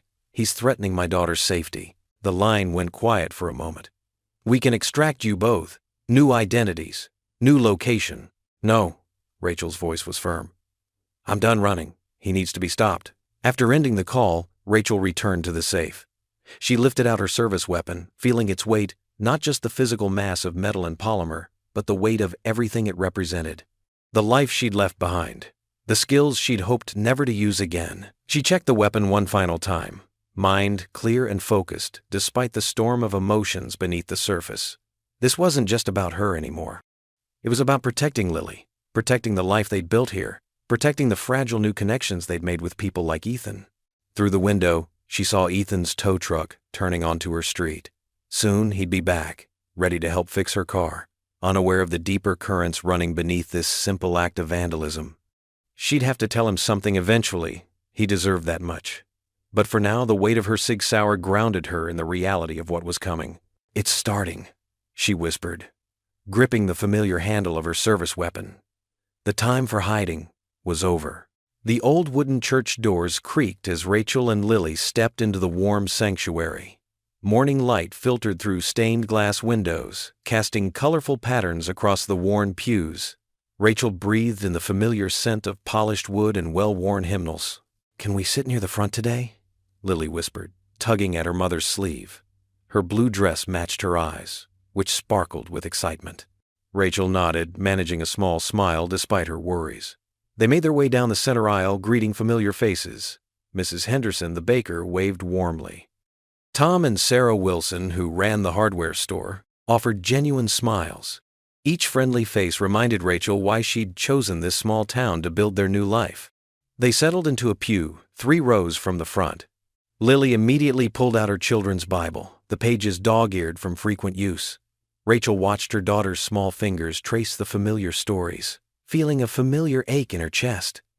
Lily's innocent faith had always been pure and uncomplicated, so different from Rachel's own struggle with trust and belief. The organ music swelled, and Pastor Mike stepped up to the pulpit. His kind face and silver hair reminded Rachel of her father. He opened his Bible and cleared his throat. "Today, we're going to talk about courage," he began, his voice carrying clearly through the church. "Not the kind that comes from physical strength or special training, but the courage that comes from faith." Rachel's hands tightened in her lap. After finding her slashed tires yesterday, she'd barely slept. The weight of her service weapon, now constantly nearby, felt like a betrayal of the peaceful life she'd tried to build. In 2 Timothy, chapter 1, verse 7, Pastor Mike continued, we read, "For God has not given us a spirit of fear, but of power and of love and of a sound mind." Lily leaned against Rachel's arm, warm and solid. Rachel wrapped an arm around her daughter's shoulders, drawing comfort from her presence. "Sometimes," Pastor Mike said, looking out at his congregation, "we face challenges that seem impossible. We feel alone, afraid, convinced we must carry our burdens by ourselves." His eyes seemed to meet Rachel's for a moment. "But that's not God's plan for us. We are meant to be part of a community, to support each other, to share our struggles and our joys." Rachel thought of Ethan's warm smile at dinner last night, of Lily's laughter echoing through their kitchen. For a moment, she'd felt normal, just a mom sharing a meal with her daughter and a friend. But then reality had crashed back with the discovery of her slashed tires. The sermon continued, touching on stories of biblical figures who found strength not in themselves, but in their faith and community. Rachel found herself drawn in, recognizing her own struggles in these ancient tales. When the service ended, people lingered in the pews, chatting and connecting. Mrs. Henderson approached, carrying a covered dish. "Rachel, dear," she said warmly, "I made extra lasagna yesterday. I thought you and Lily might enjoy it for dinner." Before Rachel could respond, Sarah Wilson joined them. "We heard about your car trouble," she said quietly. "Tom says to bring it by the hardware store tomorrow. He knows a good tire place that'll give you a fair price." More neighbors gathered around, each offering something: a kind word, a helping hand, a promise of support. Rachel felt overwhelmed by their genuine care. "Mom, look." Lily held up a drawing she'd made during the children's message. It showed 3 stick figures: herself, Rachel, and what appeared to be Ethan, all holding hands under a bright sun. "Pastor Mike says God gives us people to love us. Like how he gave me you, and now maybe Ethan too?" Rachel's throat tightened with emotion. She pulled Lily close, breathing in the sweet smell of her daughter's shampoo. "Thank you," she managed to say to her neighbors. "All of you. I'm not used to. I mean, it means a lot." Mrs. Henderson patted her arm. "That's what community is for, dear. We look out for each other here." As they walked toward the church doors, Rachel felt something shift inside her. The weight of her past and present dangers still pressed heavy, but it felt different now. She wasn't just protecting Lily anymore. She was protecting this life they'd built, these relationships they'd formed. The autumn sun warmed her face as they stepped outside. Church members milled around the steps, planning potlucks and prayer meetings. Children chased each other across the lawn, their laughter carrying on the breeze. Lily skipped ahead, her blue dress twirling. "Can we go to the park later, Mom? Maybe we could invite Ethan." Rachel watched her daughter, this miracle who somehow maintained such joy and trust despite everything. The sermon's words echoed in her mind. God had not given them a spirit of fear, but of power and love and a sound mind. She straightened her shoulders, feeling strength flow through her. Not the cold strength of her CIA training, but something warmer, more sustainable. The faces around her weren't just neighbors anymore. They were allies in the truest sense. They might not know her past, but they knew her heart, and they chose to stand with her. "Your community is praying for you," Pastor Mike said quietly as he passed by. "Whatever you're facing, remember that." Rachel nodded, unable to speak past the lump in her throat. She took Lily's hand as they walked to their car, surrounded by the chatter and warmth of their church family. The morning's message had reached something deep inside her, reminding her of a truth she'd forgotten. Real strength wasn't about facing danger alone. It was about having the courage to let others in, to trust in something bigger than herself. Marcus Kane might be out there, plotting his revenge, but he didn't understand what he was up against. Rachel wasn't just an ex-CIA operative anymore. She was a mother, a friend, a member of this community, and she would protect all of it, not through fear and isolation, but through faith and connection. Walking to their car, Rachel felt the morning's blessings settle over her like a warm blanket. She wasn't alone in this fight, not anymore. Rachel's hands were steady as she adjusted the tiny microphone hidden beneath her collar. The familiar weight of tactical gear underneath her casual clothes brought back memories of countless operations from her CIA days. But this time was different. This time, she wasn't protecting national security. She was protecting her daughter. "All units in position," crackled a voice through her earpiece. Her old CIA contact, Director Sarah Chen, had come through with a full tactical team. They were scattered throughout the busy farmers market, blending in with the Saturday morning crowd. Rachel strolled past colorful produce stands, pretending to examine fresh tomatoes while scanning faces in the crowd. The market had been her idea, public enough to be safe, contained enough to control. The message she'd leaked through old channels had worked. Marcus Kane wouldn't be able to resist confronting her here. "Target approaching from the south entrance," the voice in her ear reported. Black jacket, baseball cap. Rachel's heart quickened, but her movements remained casual as she moved toward the coffee stand. This was where she'd arranged to meet him, suggesting a potential deal. She knew Marcus's ego would make him believe she was desperate enough to bargain. Well, a familiar voice drawled behind her. The great Rachel Donovan, reduced to hiding in plain sight. She turned slowly, coffee cup in hand, to face Marcus Kane. He looked older than she remembered, harder around the eyes, with deep lines etched around his mouth. His seemingly relaxed posture couldn't hide the predatory gleam in his eyes. "Marcus," she acknowledged quietly. "It's been a while." He stepped closer, keeping his voice low. "Quite the domestic life you've built here. Sweet little girl you've got. Lily, isn't it?" Rachel's fingers tightened on her cup, but she kept her face neutral. "Leave her out of this. This is between us. Everything went wrong after that Damascus operation." Marcus snarled, his casual facade cracking. "You and your self-righteous report. They stripped me of everything because of you." "You were selling intel to terrorists," Rachel replied evenly. "You brought it on yourself." Marcus's hand twitched toward his jacket, and Rachel tensed. But he simply smiled, cold and calculated. "Maybe. But now I'm going to take everything from you, starting with, 'Police, don't move.'" The command rang out as officers emerged from their positions, weapons drawn. Market-goers screamed and scattered as the tactical team closed in. Marcus's eyes widened in genuine surprise, then narrowed with fury as he realized he'd been set up. He lunged forward, but Rachel was ready. She ducked his grab and swept his legs, sending him crashing into a display of apples. Before he could recover, 2 officers had him pinned. "Marcus Kane," Director Chen announced, approaching with her badge displayed.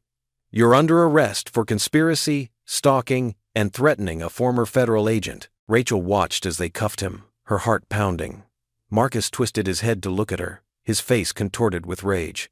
"This isn't over," he shouted as they led him away. "You think you're safe? I'll save it for your lawyer." Director Chen cut him off, nodding to Rachel. "Good work, Rachel. We'll take it from here." Rachel stayed at the market for another hour, helping the vendors clean up and apologizing for the disruption. She gave her statement to the local police, who'd been coordinated with the operation. Finally, she received confirmation that Marcus was in custody and being transported to a federal facility. The drive home felt surreal. The autumn sun was setting, painting the sky in soft oranges and pinks. Rachel pulled into her driveway, noting Ethan's truck parked out front. He'd insisted on staying with Lily during the operation, despite not knowing all the details. Inside, she found them in the kitchen, making chocolate chip cookies. The familiar smell wrapped around her like a warm embrace. "Mom!" Lily ran to her, flour-covered hands leaving white prints on Rachel's jacket as they hugged. "We made your favorite. Well, Ethan helped because I'm not supposed to use the oven alone. They smell amazing, sweetheart." Rachel met Ethan's concerned gaze over Lily's head and gave him a small nod. His shoulders relaxed visibly. "Everything okay?" he asked quietly. "Yes," Rachel replied. And for the first time in weeks, she meant it. Everything's okay now. They spent the evening together, sharing cookies and stories. Ethan left after dinner with a gentle squeeze of Rachel's hand and a promise to call tomorrow. Rachel went through their nighttime routine with Lily, treasuring every moment. The bubble bath, the bedtime story, the prayers. As she tucked Lily into bed, her daughter looked up at her with those wise eyes that sometimes seemed to see right through her. "You look happy, Mom," Lily observed. "Like before, when you weren't worried all the time." Rachel smoothed back Lily's hair, her heart full of love for this perceptive, precious child. "I am happy," she said softly. "And you want to know why?" "Because it's over, sweetheart." She leaned down to kiss Lily's forehead, breathing in the sweet scent of her shampoo. "It's over." The neon sign of Mary's Diner cast a warm glow across the rain-slicked parking lot. Rachel sat in her car, watching the windshield wipers push away the light drizzle. Her heart fluttered with an unfamiliar feeling. Nervousness, but the good kind. The kind that reminded her she was still alive, still capable of feeling something new. She spotted Ethan's truck pulling into the space next to hers. He emerged wearing a clean blue button-down shirt and holding a small bouquet of yellow daisies. Rachel couldn't help but smile at the simple, thoughtful gesture. "I know it's not fancy," he said as he opened her car door, "but these reminded me of you, bright and resilient." Rachel accepted the flowers, inhaling their fresh scent. "They're perfect, Ethan. Thank you." Inside, the diner was quiet, with only a handful of other patrons scattered among the red vinyl booths. A waitress named Betty, her gray hair pulled back in a neat bun, led them to a corner booth away from the windows. something Rachel appreciated without having to ask. "I come here most Sunday mornings," Ethan said, settling into his seat. "Betty keeps my coffee cup full and never judges when I order the extra stack of pancakes." A man who admits to his pancake addiction? That's refreshing honesty, Rachel teased, feeling herself relax. They ordered coffee, and Betty brought them 2 steaming mugs along with a knowing smile. The ceramic was warm against Rachel's palms, grounding her in the moment. "So," Ethan began, stirring cream into his coffee, "tell me something I don't know about Rachel Donovan. Something that has nothing to do with being a mom or your previous work." Rachel thought for a moment, then laughed. "I'm terrible at mini-golf. Absolutely horrible. My daughter beats me every single time, and she's not even trying to let me win." Ethan's eyes crinkled with genuine amusement. "Now that's unexpected. I would have thought with your skill set." "Nope. Put me in front of a windmill obstacle, and I'm hopeless." She took a sip of coffee. "Your turn. Tell me something about you." "I collect model trains," he admitted. "Started when I was a kid, never quite grew out of it.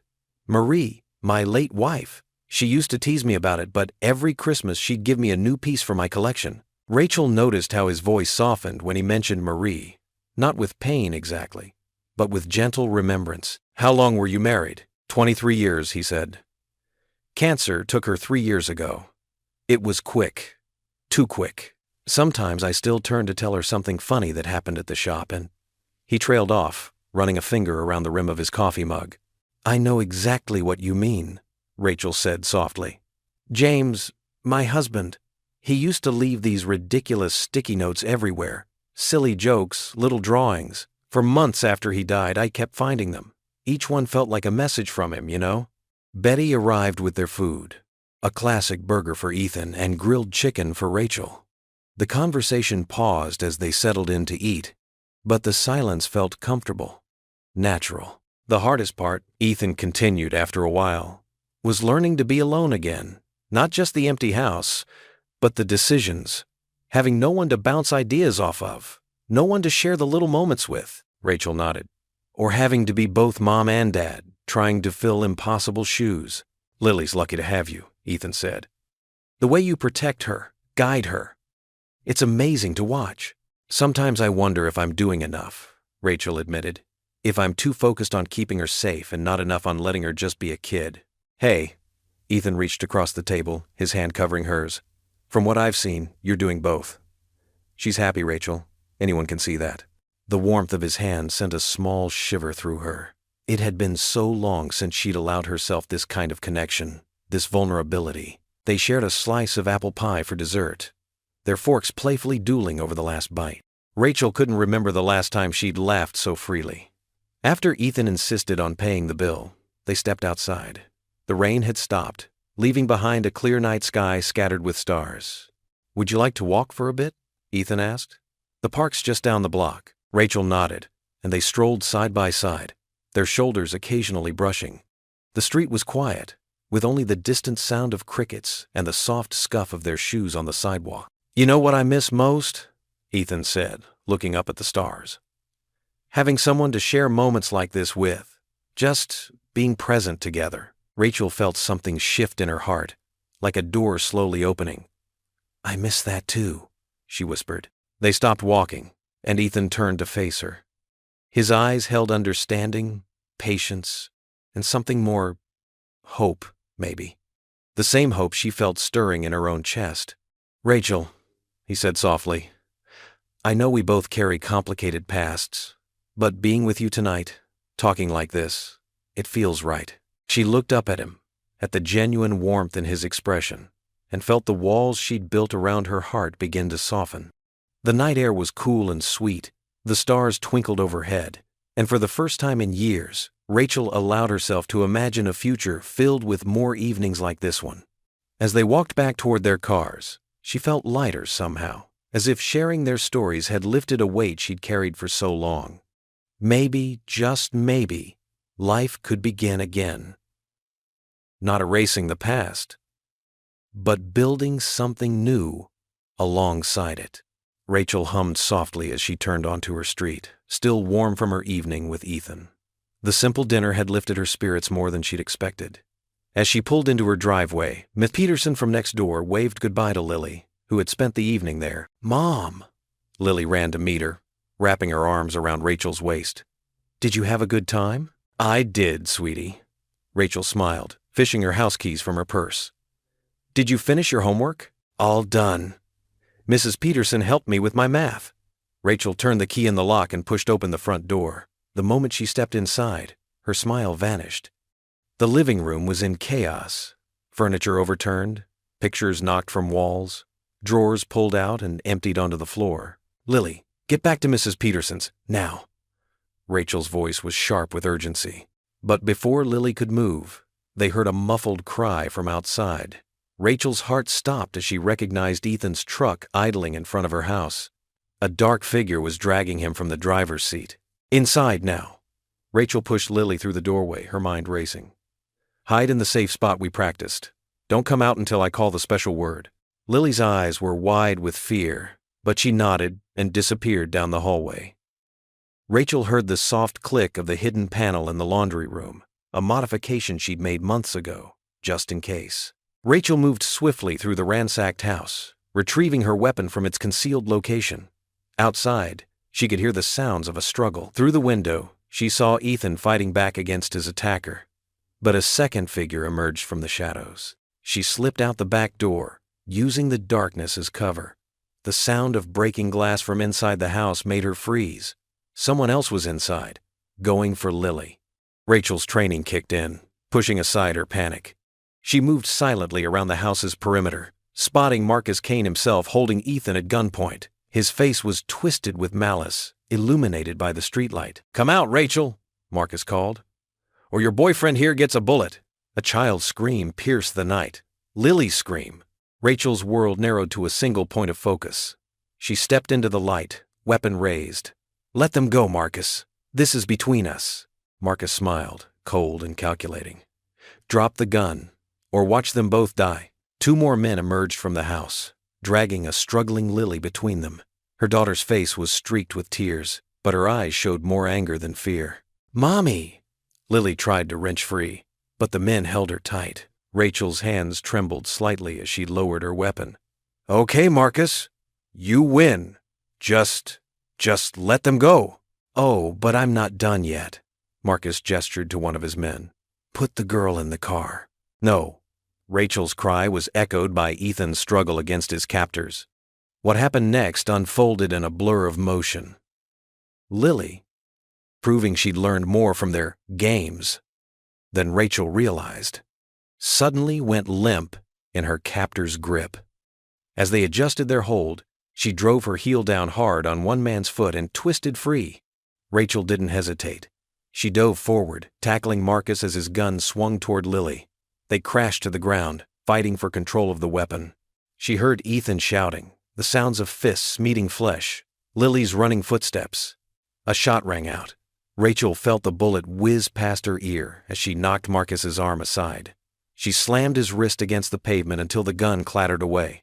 But Marcus was strong, trained, and fueled by hatred. He drove his knee into her ribs, throwing her off. Through the chaos, Rachel saw Lily running, not away, but toward Mrs. Peterson's house. Good girl. They'd practice this too, though Rachel had prayed they'd never need it. Ethan had managed to overpower one of his attackers and was grappling with the second. The third man ran for Lily, but the front door of Mrs. Peterson's house flew open, bright light spilling onto the street. The man hesitated, then turned back. Marcus scrambled for his gun, but Rachel was faster. She swept his legs out from under him, following up with a precise strike to his throat. As he gasped for air, she pinned him down, using every ounce of her CIA training to maintain control. "Mom!" Lily's voice rang out from Mrs. Peterson's doorway. She was safe. The sound of approaching sirens filled the air. Mrs. Peterson must have called 911. Marcus's men looked to their leader, who was still struggling under Rachel's grip. "This isn't over," Marcus wheezed, then gave a sharp whistle. His men broke away, running for their vehicle. Rachel maintained her hold on Marcus, but he suddenly went limp, his eyes rolling back. The bitter smell of almonds told her why. A suicide capsule. He'd chosen death over capture. Rachel released him just as the first police car rounded the corner, lights flashing. She ran to Lily, who broke away from Mrs. Peterson and launched herself into her mother's arms. "Baby, are you hurt? Did they hurt you?" Rachel's hands moved over Lily's face, arms, checking for injuries. "I'm okay, Mom. I did what you taught me." Lily's voice shook, but her eyes were clear. Ethan limped over to them, his face bruised but wearing a look of fierce relief. "Rachel, I'm so sorry. They were waiting when I came to check on you." Rachel pulled him into their embrace, holding both him and Lily as police officers swarmed the scene. Her heart pounded with the realization that Marcus had never been captured before. It had all been a setup to get close to her. And now, even though he was dead, she knew his network was still out there, closer than ever. In the distance, more sirens wailed, growing louder. Rachel held Lily tighter, feeling her daughter's tears soaking into her shirt. This wasn't over. Not by a long shot. Red and blue lights pulsed against the walls of Rachel's living room, casting eerie shadows across the mess of overturned furniture and scattered belongings. 2 police officers moved through her house, taking photos and notes, while Rachel sat on her intact couch with Lily curled against her side. Her daughter hadn't stopped trembling since the attack. "Ma'am, we'll need a full statement," Officer Martinez said, flipping open his notepad. "Can you walk us through what happened?" Rachel stroked Lily's hair, her voice steady despite the storm in her heart. "I came home from dinner and found the house like this. Then I heard shouting outside." She swallowed hard, remembering Ethan's cry of pain. "A man attacked my friend in the driveway. When I ran to help, another grabbed Lily. Lily pressed closer, and Rachel tightened her embrace. The memory of her daughter's terrified scream still echoed in her mind. "But you fought them off?" Martinez's partner asked, eyebrows raised. "Mother's instinct," Rachel said simply, the lie bitter on her tongue.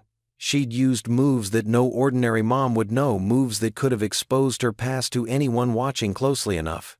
"Well, we'll increase patrols in the area," Martinez assured her. "Try to get some rest, Ms. Donovan.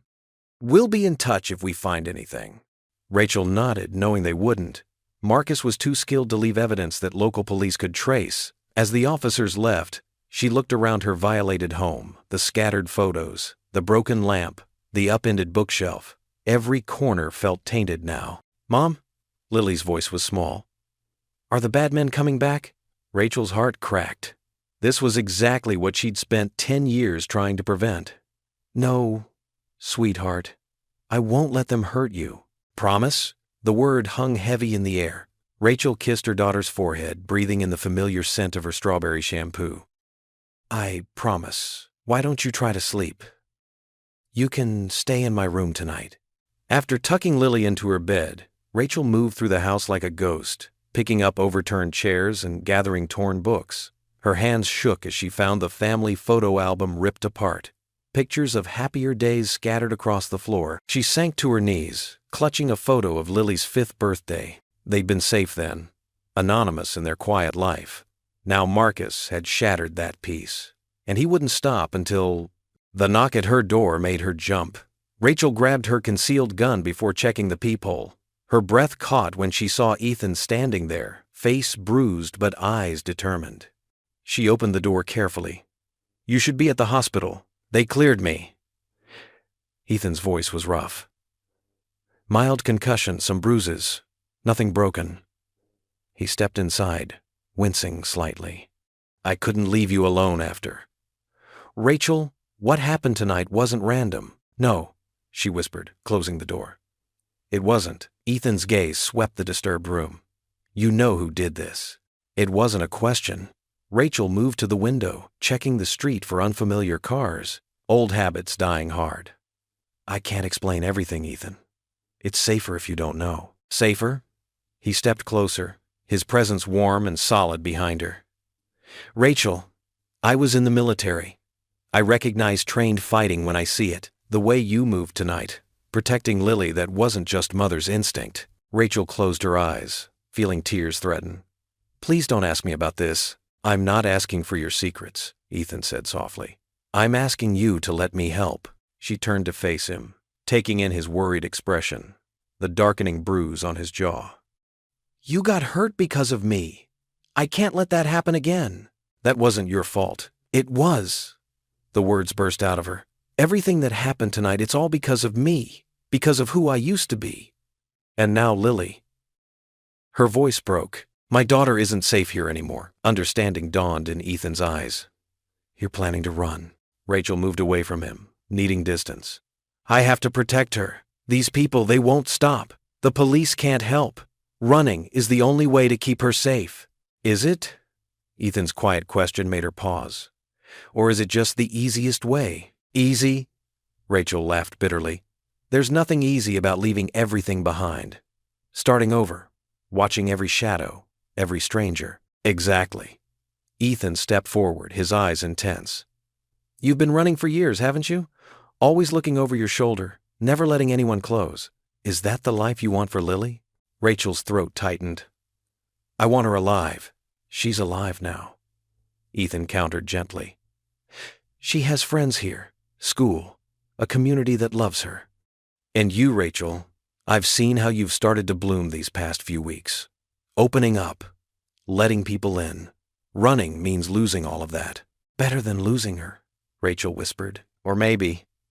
Ethan reached for her hand, his touch careful but firm. Maybe it's time to stop running, to face whatever's hunting you head on, with people who care about you at your side. Rachel stared at their joined hands, feeling the warmth of his skin against hers. You don't know what you're offering. I know enough. His thumb traced circles on her palm. I know you're strong, capable, and fiercer than anyone I've ever met. I know you'd die protecting Lily, and I know that running isn't who you are. Those words hit her like a physical blow. Rachel looked up into Ethan's steady gaze, seeing no judgment there, only understanding and something deeper, something that made her heart flutter despite everything. Who I am, she said softly, is dangerous to know. I'll take that risk. Ethan's voice was firm. The question is, will you? The moonlight filtered through Rachel's bedroom window, casting long shadows across her worn Bible lying open on the bedside table. She knelt beside her bed, hands clasped tightly, her shoulders tight with tension. The house was quiet now. The police had finally left, and Lily had fallen into an uneasy sleep down the hall. Why, Lord, Rachel whispered, her voice trembling. I thought I'd left that life behind. I thought we were finally safe. She squeezed her eyes shut, fighting back tears. The memory of finding her home ransacked, of Lily's terrified screams during the kidnapping attempt, played over and over in her mind like a horrible movie she couldn't stop. She reached for her Bible with shaking hands, opening to the worn pages of Psalms. How many times had she sought comfort here during the long nights after losing John? The pages were tear-stained, the margins filled with notes from years of seeking answers. I've tried so hard to build a normal life for Lily, Rachel continued, her prayer barely audible. To give her stability, safety, love. Her fingers traced the familiar words of Psalm 91. He who dwells in the shelter of the Most High will rest in the shadow of the Almighty. But where was that shelter now? The peace she'd fought so hard to create had shattered like glass. Marcus was out there, watching, waiting. He'd already hurt Ethan, terrorized Lily. The thought of what might have happened if she hadn't reached her daughter in time made her stomach churn. Rachel stood and paced the room, her bare feet silent on the carpet. The streetlight outside cast her shadow on the wall, tall, solitary, burdened. She paused at her dresser, where a small photo of John in his CIA uniform stood next to one of Lily at her last birthday. Her husband's smile seemed to mock her now. He'd died protecting others, leaving her to protect their daughter alone. I don't know what to do anymore, she admitted, pressing her palms against the cool wood of the dresser. Running feels like giving up, like letting Marcus win, but staying. She glanced at Lily's photo, her heart clenching. Staying could cost us everything. The weight of her old service weapon, now hidden in her bedside drawer, seemed to call to her. It represented everything she'd tried to leave behind, the violence, the constant vigilance, the life and death decisions. But it also represented protection, capability, the skills to keep her family safe. Rachel moved to the window, scanning the quiet street below. Nothing moved except the branches swaying in the gentle breeze. But she knew better than to trust the peaceful scene. Marcus was clever, patient. He'd waited years to strike. The thought that he might be out there now, watching her home, made her skin crawl. "Give me wisdom," she pleaded, pressing her forehead against the cool glass. "Show me the path forward. I need your strength now more than ever." The silence that followed felt heavy, oppressive. Rachel had faced dangerous situations before, made split-second decisions that meant life or death. But this was different. This wasn't about her anymore. It was about Lily, about Ethan, about the life they could have if only. A soft sound from the hallway caught her attention. Rachel tensed, years of training kicking in automatically. She moved silently to her door, easing it open just enough to peer out. The hallway was dark, except for a thin strip of light coming from under Lily's door. Her heart racing, Rachel crept down the hall. Was Marcus back already? Had she missed something? She pressed her ear to Lily's door, holding her breath to listen. What she heard made her heart stop. "Dear God," Lily's small voice carried through the door. "Please keep Mommy safe. She's so brave and strong, but I can see she's scared. I don't want the bad men to hurt her. Please protect us like you protected Daniel in the lion's den." Rachel's hand trembled on the doorknob as she slowly opened it. Lily knelt beside her bed, still in her pajamas, with the little hearts on them. Her hands clasped just like Rachel's had been moments ago.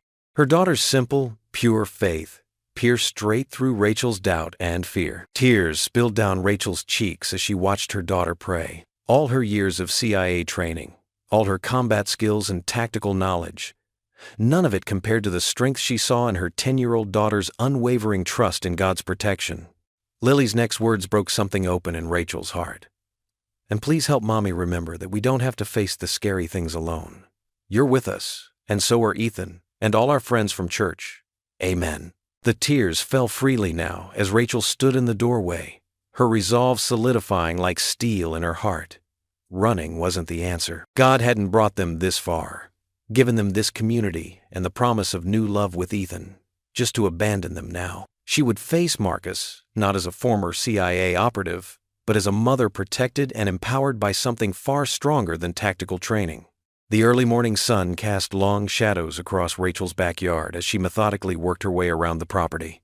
Her hands moved with practiced efficiency, setting up subtle warning systems that would alert her to any unwanted visitors. Thin fishing line, barely visible in the dawn light, stretched between strategic points. Small bells, disguised as wind chimes, hung at key locations. "Like this?" Ethan asked from the side yard, holding a motion sensor at chest height. Rachel paused her work to check his positioning. Despite his bruised face from the recent attack, his eyes were determined and focused. "A little higher," she instructed. "We want to catch anyone trying to slip through, even if they're crouching." She watched as he adjusted the sensor with careful precision. His mechanical background made him a quick study. He understood the technical aspects without needing much explanation. But more than that, his calm presence helped steady her nerves. "I still can't believe you were CIA," he said softly, securing the device. "Though it explains a lot about that night at the gas station." Rachel managed a small smile. "Not exactly the kind of past you expect from a small-town mom, is it?" "Nothing about you is what I expected, Rachel Donovan." His tone was warm without judgment. "And that's not a bad thing." Inside the house, Rachel could hear Lily moving around, getting ready for school. She'd insisted on going, not wanting to miss her upcoming talent show rehearsal. Rachel had agreed, knowing how important it was to maintain some normalcy. The burner phone in Rachel's pocket buzzed. She pulled it out, recognizing the encrypted number of her CIA contact. "Give me a minute," she told Ethan, stepping away for privacy. "What do you have for me, Jack?" She answered quietly. "Marcus was spotted 2 towns over yesterday," her old colleague reported. "He's getting bold, Rachel. 2 agents are en route to you. They'll maintain distance, but stay close." "Thanks. Any other intel?" "He's not working alone. We've identified at least 2 associates. Watch your back." After ending the call, Rachel found Ethan waiting patiently by the garage. It was time for the next phase of preparation. She led him to the backyard where she'd set up a simple training area. "I'm going to teach you some basic defensive moves," she explained. "Nothing fancy, just enough to protect yourself and Lily if needed." For the next hour, she showed him essential techniques, how to break free from different holds, weak points to target, and most importantly, how to create distance from an attacker. Ethan was strong and coordinated, picking up the movements quickly. Your military training gives you good instincts, Rachel noted as they practiced. But these guys won't fight fair. They're trained operatives. Like you were, Ethan said, wiping sweat from his brow. Rachel nodded grimly. Which is why we need to be prepared for anything. They worked through several more drills until Rachel was satisfied Ethan had the basics down. As they finished, Lily appeared at the back door, backpack in hand, ready for school. Can I learn too, Mom? She asked, eyes bright with interest. Rachel's heart clenched, but she kept her voice light. We already play our special games, remember? Those are perfect for you. Lily nodded, accepting this answer with the innocence of childhood. Rachel grabbed her keys, preparing to drive Lily to school. But Ethan spoke up. I can take her today, he offered. You have more security measures to set up, and I'm headed that direction anyway. Rachel hesitated, her protective instincts warring with logic. But she trusted Ethan, and he was right. There was more work to be done. Thank you, she said finally. After they left, Rachel spent the next few hours reinforcing windows, checking sight lines, and establishing escape routes. She mapped out every possible entry point to her property, setting up overlapping layers of security that would give them crucial warning time if needed. When Ethan returned that afternoon, he helped her install the final measures, reinforced door locks, and a new security system he'd picked up from his military contacts. As they worked, Rachel found herself grateful for his steady presence and practical help. The day passed quickly, and soon it was time to pick up Lily from school. Rachel insisted on going herself, needing to see her daughter's face after hours of preparing for the worst. On the drive home, Lily chatted about her upcoming talent show performance, her excitement a bright contrast to the tension of the day. That evening, the three of them gathered around Rachel's kitchen table for a simple dinner of spaghetti and meatballs, Lily's favorite. The familiar smell of garlic bread filled the house, creating an illusion of normalcy that Rachel desperately wanted to believe in. Lily twirled pasta around her fork, giggling as some sauce splattered on her chin. Ethan passed her a napkin with a warm smile, so natural in his interactions with her daughter that it made Rachel's chest ache. Tell me more about your song for the talent show, Ethan encouraged, and Lily launched into an enthusiastic explanation of her performance plans. Rachel watched them. These two people who had somehow become so important to her. The security measures were in place. The backup was arranged. She'd done everything possible to protect them. For now, in this moment, they were together and safe. As they shared warm garlic bread and simple conversation, Rachel allowed herself to breathe. Tomorrow would bring what it would bring, but tonight they had this.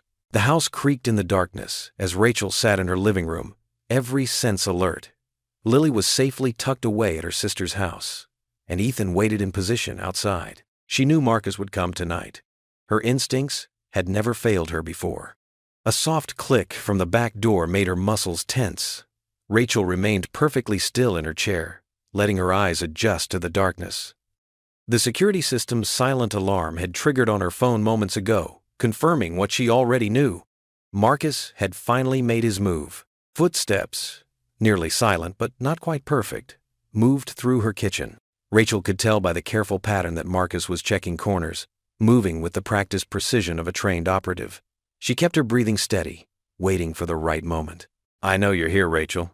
Marcus's voice carried through the darkness, smooth and controlled. No need to hide. We both knew this day was coming. Rachel didn't respond. She could hear the faint brush of his jacket against the wall as he moved closer to the living room. Her hand rested near the weapon concealed beneath her chair. The floor creaked again, closer now. You took everything from me, Marcus continued, his voice harder. My career, my reputation. All because you couldn't keep your mouth shut about that operation in Belgrade. A shadow appeared in the doorway. Rachel remained motionless, letting him step fully into the room. The moonlight through the windows cast just enough light to see his silhouette, gun raised. You did that to yourself, Marcus. Rachel finally spoke, her voice steady. When you chose to sacrifice those civilians. Marcus spun toward her voice, but Rachel was already moving. She kicked the small table beside her, sending it crashing into his legs. As he stumbled, she rolled behind the couch, hearing the sharp pop of his silenced pistol and feeling the bullet whiz past her shoulder. Rachel came up firing, 2 precise shots that forced Marcus to dive for cover. The familiar surge of adrenaline coursed through her veins, but this wasn't like her CIA days. This was different. This was about protecting her home, her daughter, her future. Glass shattered as Marcus knocked over a lamp, trying to flank her position. Rachel moved swiftly through the darkness, her feet finding each step with practiced silence. She could hear him breathing now, quick and aggressive. "You're not as sharp as you used to be," Marcus taunted, trying to draw her out. "Sitting in this little town, playing house with your daughter. You've gone soft." Rachel didn't take the bait. Instead, she used his voice to track his position, moving to cut off his route to the stairs. She wasn't about to let him get to the upper floor where he'd have the advantage. A floorboard creaked behind her. Rachel dropped and rolled as Marcus lunged, his knife slicing through the air where she had been standing. She caught his wrist as he stabbed downward, deflecting the blade into the wall. They grappled in the darkness, each movement precise and deadly. Marcus was stronger, but Rachel had prepared for this. She let him drive her backward, waiting until her heel touched the tripwire she'd set earlier. As Marcus pressed his advantage, Rachel suddenly dropped her resistance, letting him stumble forward. His foot caught the wire, sending him off balance. Rachel struck hard and fast, an elbow to his throat, followed by a knee to his solar plexus. Marcus gasped but managed to catch her follow-up strike, throwing her against the wall with enough force to knock the wind from her lungs. "I'm going to finish this," Marcus snarled, advancing on her. "Then I'm going to find that precious daughter of yours." The mention of Lily sparked something primal in Rachel. She met his charge with focused fury, blocking his attack and countering with a series of strikes that drove him back. This wasn't about CIA training anymore. This was a mother protecting her child. They crashed through the kitchen, trading blows in the confined space. Rachel used the environment to her advantage, grabbing a pot from the drying rack and swinging it hard into Marcus's face. He staggered but kept coming, blood trickling from a cut above his eye. The fight spilled out onto the back porch. Marcus caught Rachel with a powerful blow that sent her sprawling. She rolled with the impact, coming up with her backup weapon drawn, but Marcus kicked it from her hand before she could fire. He lunged for her throat, driving her back against the porch railing. Rachel could feel the wood creaking behind her as Marcus pressed his advantage, his face twisted with hatred. "You should have stayed hidden," he growled, increasing the pressure. Rachel struggled to break his grip, her vision starting to blur. Then, through the haze, she saw a familiar shadow moving behind Marcus. She wasn't hiding. Ethan's voice came from the darkness. She was waiting. Before Marcus could turn, Ethan struck him from behind with a solid punch that would have made his old drill sergeant proud. The blow knocked Marcus off balance, breaking his hold on Rachel. Rachel gasped for air but didn't waste the opportunity. She drove her knee up into Marcus's stomach, then brought her elbow down hard on the base of his skull as he doubled over. Marcus stumbled but managed to swing wildly at Ethan, catching him in the ribs. The three of them fought across the porch, Marcus now struggling to defend against attacks from two directions. Rachel could see the growing desperation in his movements as his carefully laid plans fell apart. When Marcus tried to draw another hidden weapon, Rachel was ready. She caught his arm and twisted, using his own momentum to slam him face first into the porch post. The impact dazed him long enough for Ethan to pin his arms while Rachel delivered a final, decisive strike. Marcus slumped unconscious, the fight finally draining from his body. Rachel quickly secured his hands with zip ties while Ethan kept him pinned, making sure he couldn't surprise them again. In the distance, sirens wailed. Rachel's CIA contact would ensure Marcus disappeared into a deep, dark hole. This time, somewhere he could never threaten her family again. Rachel stood on her front lawn, watching as red and blue lights painted the pre-dawn sky. Police officers moved efficiently around her property, their voices low and professional as they documented everything. The stretcher carrying Marcus's body was being loaded into the coroner's van, a stark reminder of how close she'd come to losing everything. Her arms tightened around Lily, who had returned from her sister's house as soon as Rachel had called to say it was over. Her daughter's face was pressed against her stomach, small hands clutching the back of Rachel's shirt. The morning air was crisp, carrying the scent of fallen leaves and the promise of winter. "I was so scared, Mom," Lily whispered, her voice muffled against Rachel's sweater. "When Aunt Sarah got the call, I knew something bad was happening." Rachel stroked her daughter's hair, noting how the emergency lights caught the golden highlights. "I know, sweetheart. But remember what I've always told you? Nothing in this world could keep me from protecting you." Detective Sanders approached them, his notepad in hand. "Mrs. Donovan, we'll need you to come down to the station later today to finish your statement." His eyes were kind as they flickered to Lily. "But it can wait until you've had some rest." "Thank you." Rachel nodded, grateful for the consideration. She could see the questions in his eyes, the same ones she'd seen in every officer's face. How had a single mother managed to subdue a trained operative? But her old CIA contact had already set the cover story in motion. As far as the local police were concerned, she was just a lucky woman who'd taken self-defense classes. Ethan appeared beside them, his right arm in a makeshift sling. During the fight, he'd taken a hard hit protecting Lily's bedroom door, making sure Marcus couldn't use her as leverage against Rachel. The memory of his steadfast presence made her throat tight with emotion. "The paramedics want to check that shoulder properly," Rachel said softly. "It can wait," he replied, his good hand coming to rest on Lily's back. "How's our girl doing?" The casual way he included himself in their family unit made Rachel's heart flutter. Lily turned her head slightly, offering Ethan a watery smile. "I'm okay. Did the bad man really hurt you?" "This?" Ethan gestured to his arm with a gentle laugh. "Barely a scratch. Your mom's the real hero here." Rachel looked at her house, taking in the broken windows and splintered door frame. The living room, where the final confrontation had taken place, was in shambles. Furniture lay overturned, and there were dark stains on the carpet she knew would never come out. But standing here with Lily and Ethan, she felt stronger than the damage around them. "Let's go inside," Rachel suggested, noting how Lily shivered in the morning air. "We can at least sit in the kitchen while they finish up." The kitchen had escaped most of the destruction.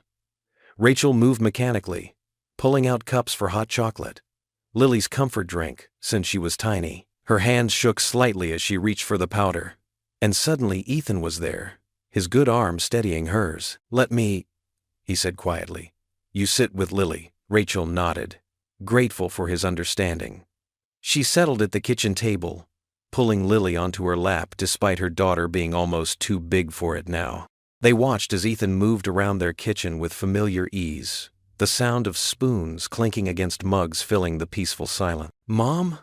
Lily's voice was small but steady. "Are we safe now? Really safe?" Rachel pressed a kiss to her daughter's temple, breathing in the familiar scent of her strawberry shampoo. "Yes, sweetheart. Marcus can't hurt us anymore. And look around. We have so many people watching out for us." Through the window, she could see neighbors gathering, bringing coffee to the police officers and offering support. Her phone had been buzzing nonstop with messages from church members and friends, all ready to help however they could. Ethan set 3 steaming mugs on the table, settling into the chair beside them. "Your mom's right, Lily. You've got quite an army looking out for you, including me." Lily reached for her hot chocolate, her other hand still firmly gripping Rachel's sleeve. "Can we fix the house? I don't want to move." "Of course we can fix it," Rachel assured her, though her mind was already calculating the costs. The insurance would cover some of it, but there would still be expenses. "Actually," Ethan cleared his throat, "I've already talked to some folks from church. Tom's a contractor, remember? He's offering to help with the repairs at cost, and half the congregation is ready to pitch in with the work." Rachel felt tears prick at her eyes. After years of keeping people at arm's length, protecting her secrets, the depth of community support overwhelmed her. "I can't ask people to do that." "You're not asking," Ethan replied firmly. "They're offering. That's what family does, Rachel. And like it or not, you've got a whole extended family here in town now." A police officer appeared in the kitchen doorway, apologetically interrupting. "Mrs. Donovan, the crime scene team is finished. They've sealed off the living room for now, but you're clear to use the rest of the house." Rachel nodded her thanks, and the officer withdrew. Lily's grip on her arm finally loosened as she focused on her hot chocolate, some of the tension leaving her small shoulders. The morning sun was starting to stream through the kitchen windows, casting warm light across the worn tablecloth. "I should start cleaning up," Rachel said, more to herself than anyone else. The need to restore order, to erase the evidence of violence from their home, was growing stronger. "Not today," Ethan said gently. "Today, you rest, both of you." He reached across the table, taking her free hand in his. His palm was warm and calloused, anchoring her to the present moment. "We'll rebuild everything, Rachel, together." looking at their joined hands, then at Lily's drowsy form in her lap. Rachel felt something settle in her chest. The past that had haunted her for so long, the secrets she'd carried, the fear that had driven her. It was over. Marcus was gone, and in his place, she had found something far more precious, a future worth fighting for. Ethan's thumb traced small circles on her hand, patient and steady. In his eyes, she saw the same promise that had drawn her to him from the beginning. Not just strength, but understanding. He knew what it meant to rebuild from ashes, to find hope after loss. And now, somehow, they would do it together. The morning light grew stronger, illuminating the kitchen and the three of them sitting there, connected by more than just their joined hands. They were connected by choice, by love, by the kind of courage that comes from facing darkness and choosing to believe in light anyway. Rachel stood outside the Oak Ridge Community Center, her heart beating a steady rhythm against her ribs. Through the window, she could see veterans of different ages gathering in the meeting room, some with coffee cups in hand, others helping to arrange chairs in a circle. Ethan's truck was already parked in the lot. He'd come early to help set up. The late morning sun warmed her shoulders as she watched Lily settle onto a bench in the center's small garden, a book propped open on her lap. Her daughter had insisted on coming, saying she wanted to read in the garden while her mom helped people feel brave. Taking a deep breath, Rachel pushed open the heavy glass doors. The familiar scent of coffee and old wood filled her nose as she made her way down the hallway. Conversations quieted as she entered the meeting room, and several heads turned her way. Ethan looked up from where he was arranging chairs, his face breaking into a warm smile. "There you are." He crossed the room, giving her shoulder a gentle squeeze. "Everyone, this is Rachel Donovan." A chorus of greetings met her ears. Rachel scanned the faces, men and women of varying ages, some bearing visible scars of their service, others carrying their wounds invisibly, just like her. "Thanks for having me," she said, her voice steady despite her nerves. "Ethan's told me so much about this group." Sarah Martinez, the group coordinator, stepped forward with a welcoming smile. She was a retired Army sergeant, with kind eyes and silver-streaked hair. "We're glad you're here, Rachel. Ethan mentioned you have quite a story to share." Rachel nodded, settling into one of the chairs as others did the same. The circle formed naturally, faces turned toward her with quiet expectation. Through the window, she could see Lily still absorbed in her book, peaceful in the morning sunshine. "I do," Rachel began, her hands folded in her lap. "Though for a long time, I thought it was a story I could never tell." She paused, meeting the understanding gazes around her. Most of you probably saw the viral video from the gas station incident a few months ago. Several heads nodded. A younger veteran named Mike spoke up. "Yeah, that was some moves you showed there." Rachel smiled slightly. "Those moves came from years of training, not as a civilian, but as a CIA operative." The room grew quietly attentive. Rachel continued, weaving her story carefully. Her years of service, meeting her husband on a mission, losing him in the field. She spoke of choosing to leave the agency to protect Lily, of years spent hiding her skills and her past. "I thought I was protecting my daughter by burying that part of myself," she explained, her voice soft but clear. "But when danger found us anyway, it was those very skills, that very past, that saved us both." An older veteran named James leaned forward in his chair. "How do you deal with the constant vigilance, the need to always be watching?" "Honestly," Rachel met his eyes, "I'm still learning to relax. But what I've discovered is that being hypervigilant doesn't just keep danger out. It also keeps love and friendship at a distance." She glanced at Ethan, who gave her an encouraging nod. "The night Marcus attacked us, I wasn't just defending my home with my training. I was fighting with the strength of my whole community behind me, people I'd finally allowed myself to trust." Sarah spoke up.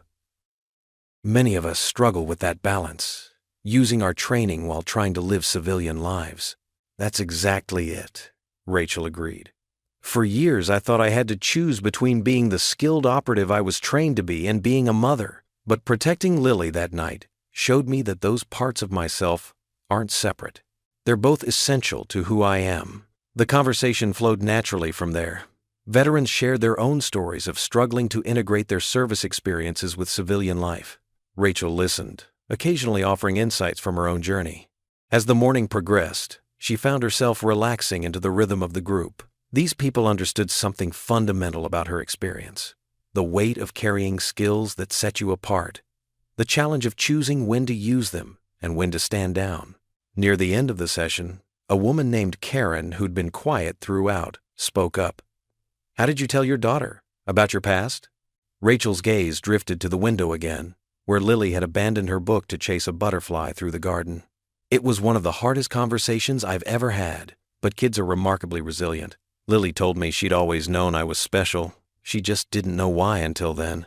Laughter rippled through the group, warm and understanding. Sarah stood, signaling the end of the session. "Thank you, Rachel. Your story reminds us that our past service doesn't define us, but it doesn't have to be hidden either." As the group began to disperse, several members approached Rachel individually, sharing quiet words of thanks or understanding. Ethan hung back, giving her space to connect with her new community. Finally, as the last veteran left, Ethan joined her by the window. Together, they watched Lily playing in the garden, her movements free and unguarded. "How do you feel?"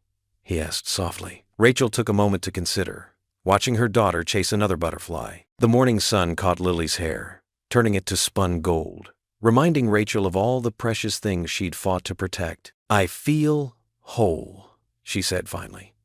"For so long, I thought being strong meant being silent about who I really was. But sharing my story here, seeing how it resonates with others, it's like finding a missing piece of myself." Through the window, Lily noticed them watching and waved enthusiastically. Rachel waved back, struck by the simple joy in her daughter's smile. There was no fear there, no shadow of the recent violence they'd endured. Just pure, unrestrained happiness. "She's free to be herself," Rachel observed, her voice soft with wonder. "Because finally, I'm free to be myself too." The afternoon sun streamed through the living room windows as Rachel helped Lily practice her song one more time.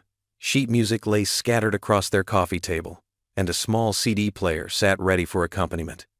Lily stood in the center of the room, her hands clasped together, wearing her favorite yellow sundress, the one she'd picked specially for tomorrow's performance. "Remember, sweetheart, just like we practiced," Rachel said, adjusting Lily's posture gently.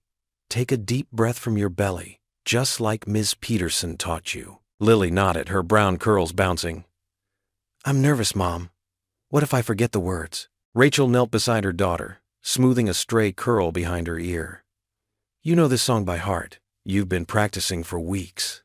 She smiled, remembering how Lily had spent countless hours in her room, singing to her stuffed animals.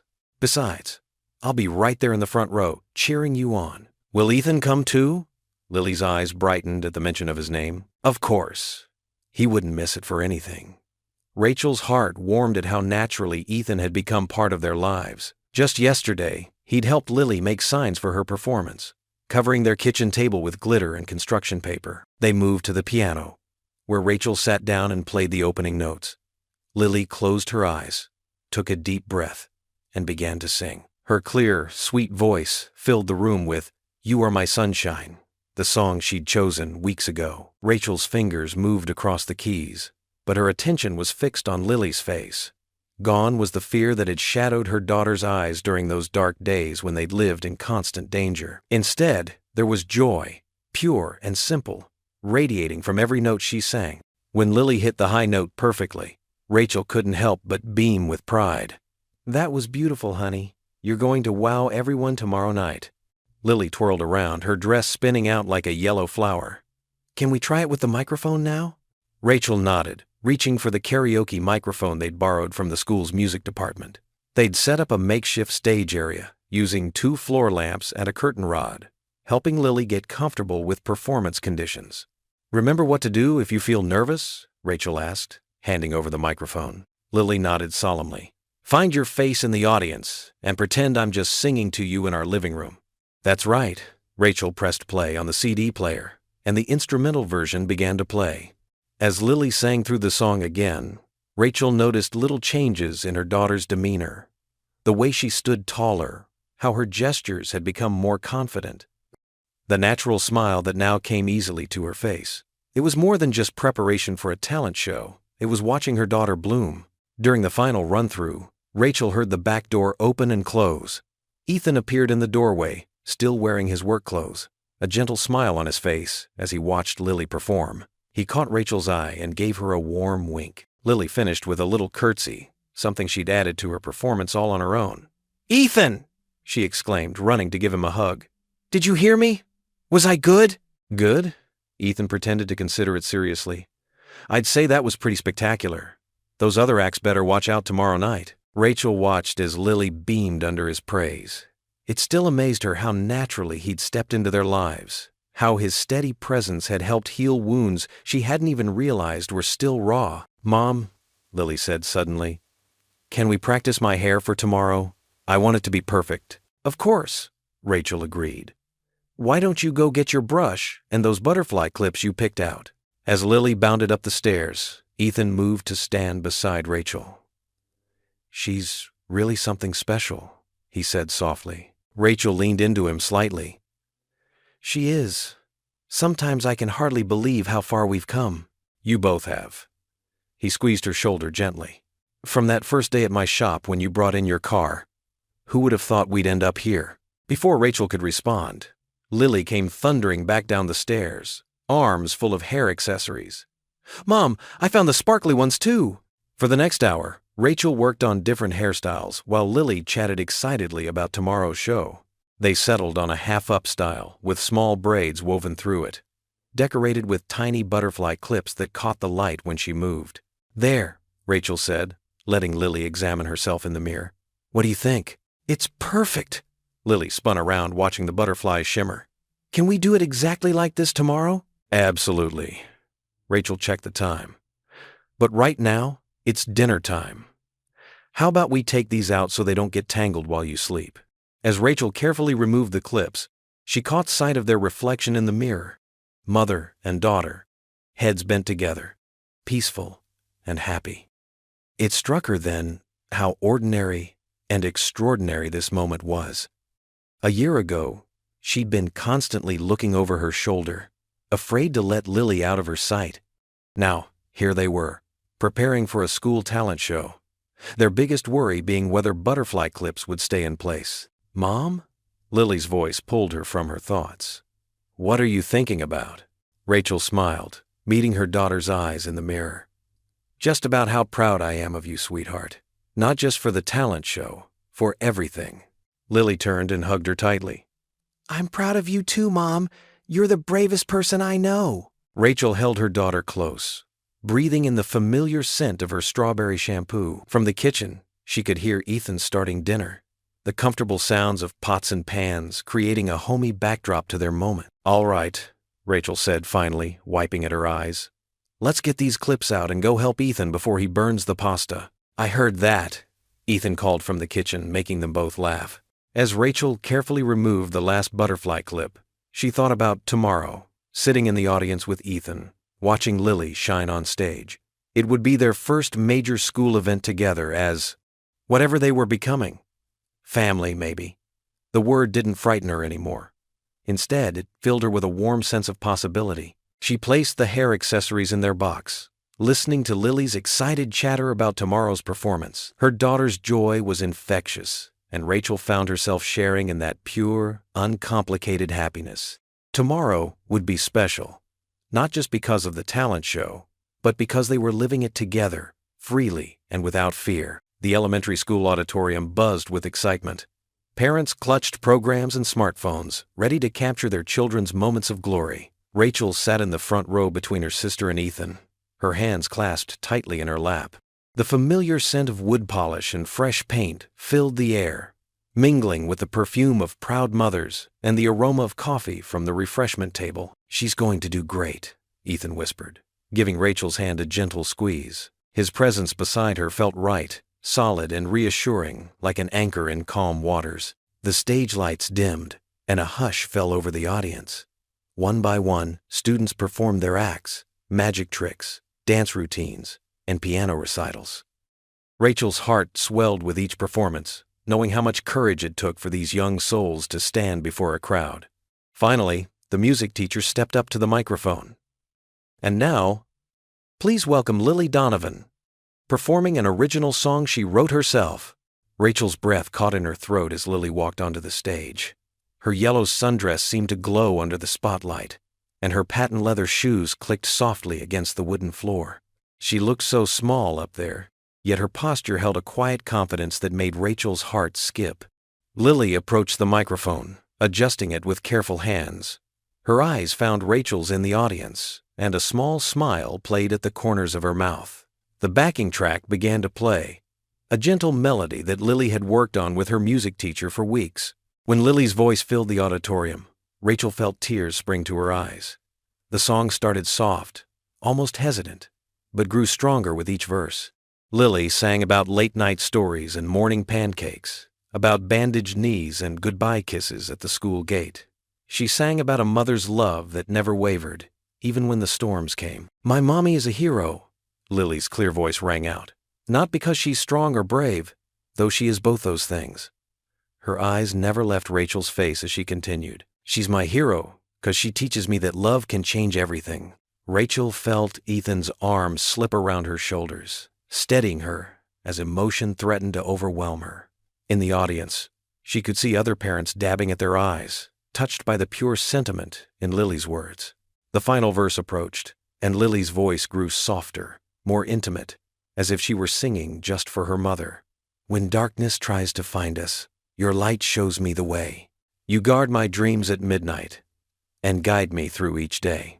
Then came the chorus one last time, building to the moment that made Rachel's heart stop. "So I'll be brave just like you, and stand up, tall and true." Lily's voice soared with confidence and love as she delivered the final line. "And now, it's my turn to say, smile for me, beautiful." The last note hung in the air for a precious moment before the auditorium erupted in applause. Parents leaped to their feet, and Rachel found herself standing without even realizing she had moved. Beside her, Ethan whistled through his fingers, and her sister cheered loudly. But Rachel barely registered the noise around her. All she could see was Lily's radiant face, beaming with pride and love. Those words, "Smile for me, beautiful," once wielded as a weapon, had been transformed by her daughter's pure heart into something precious and healing. Tears flowed freely down Rachel's cheeks now, but these were different from any she'd shed before.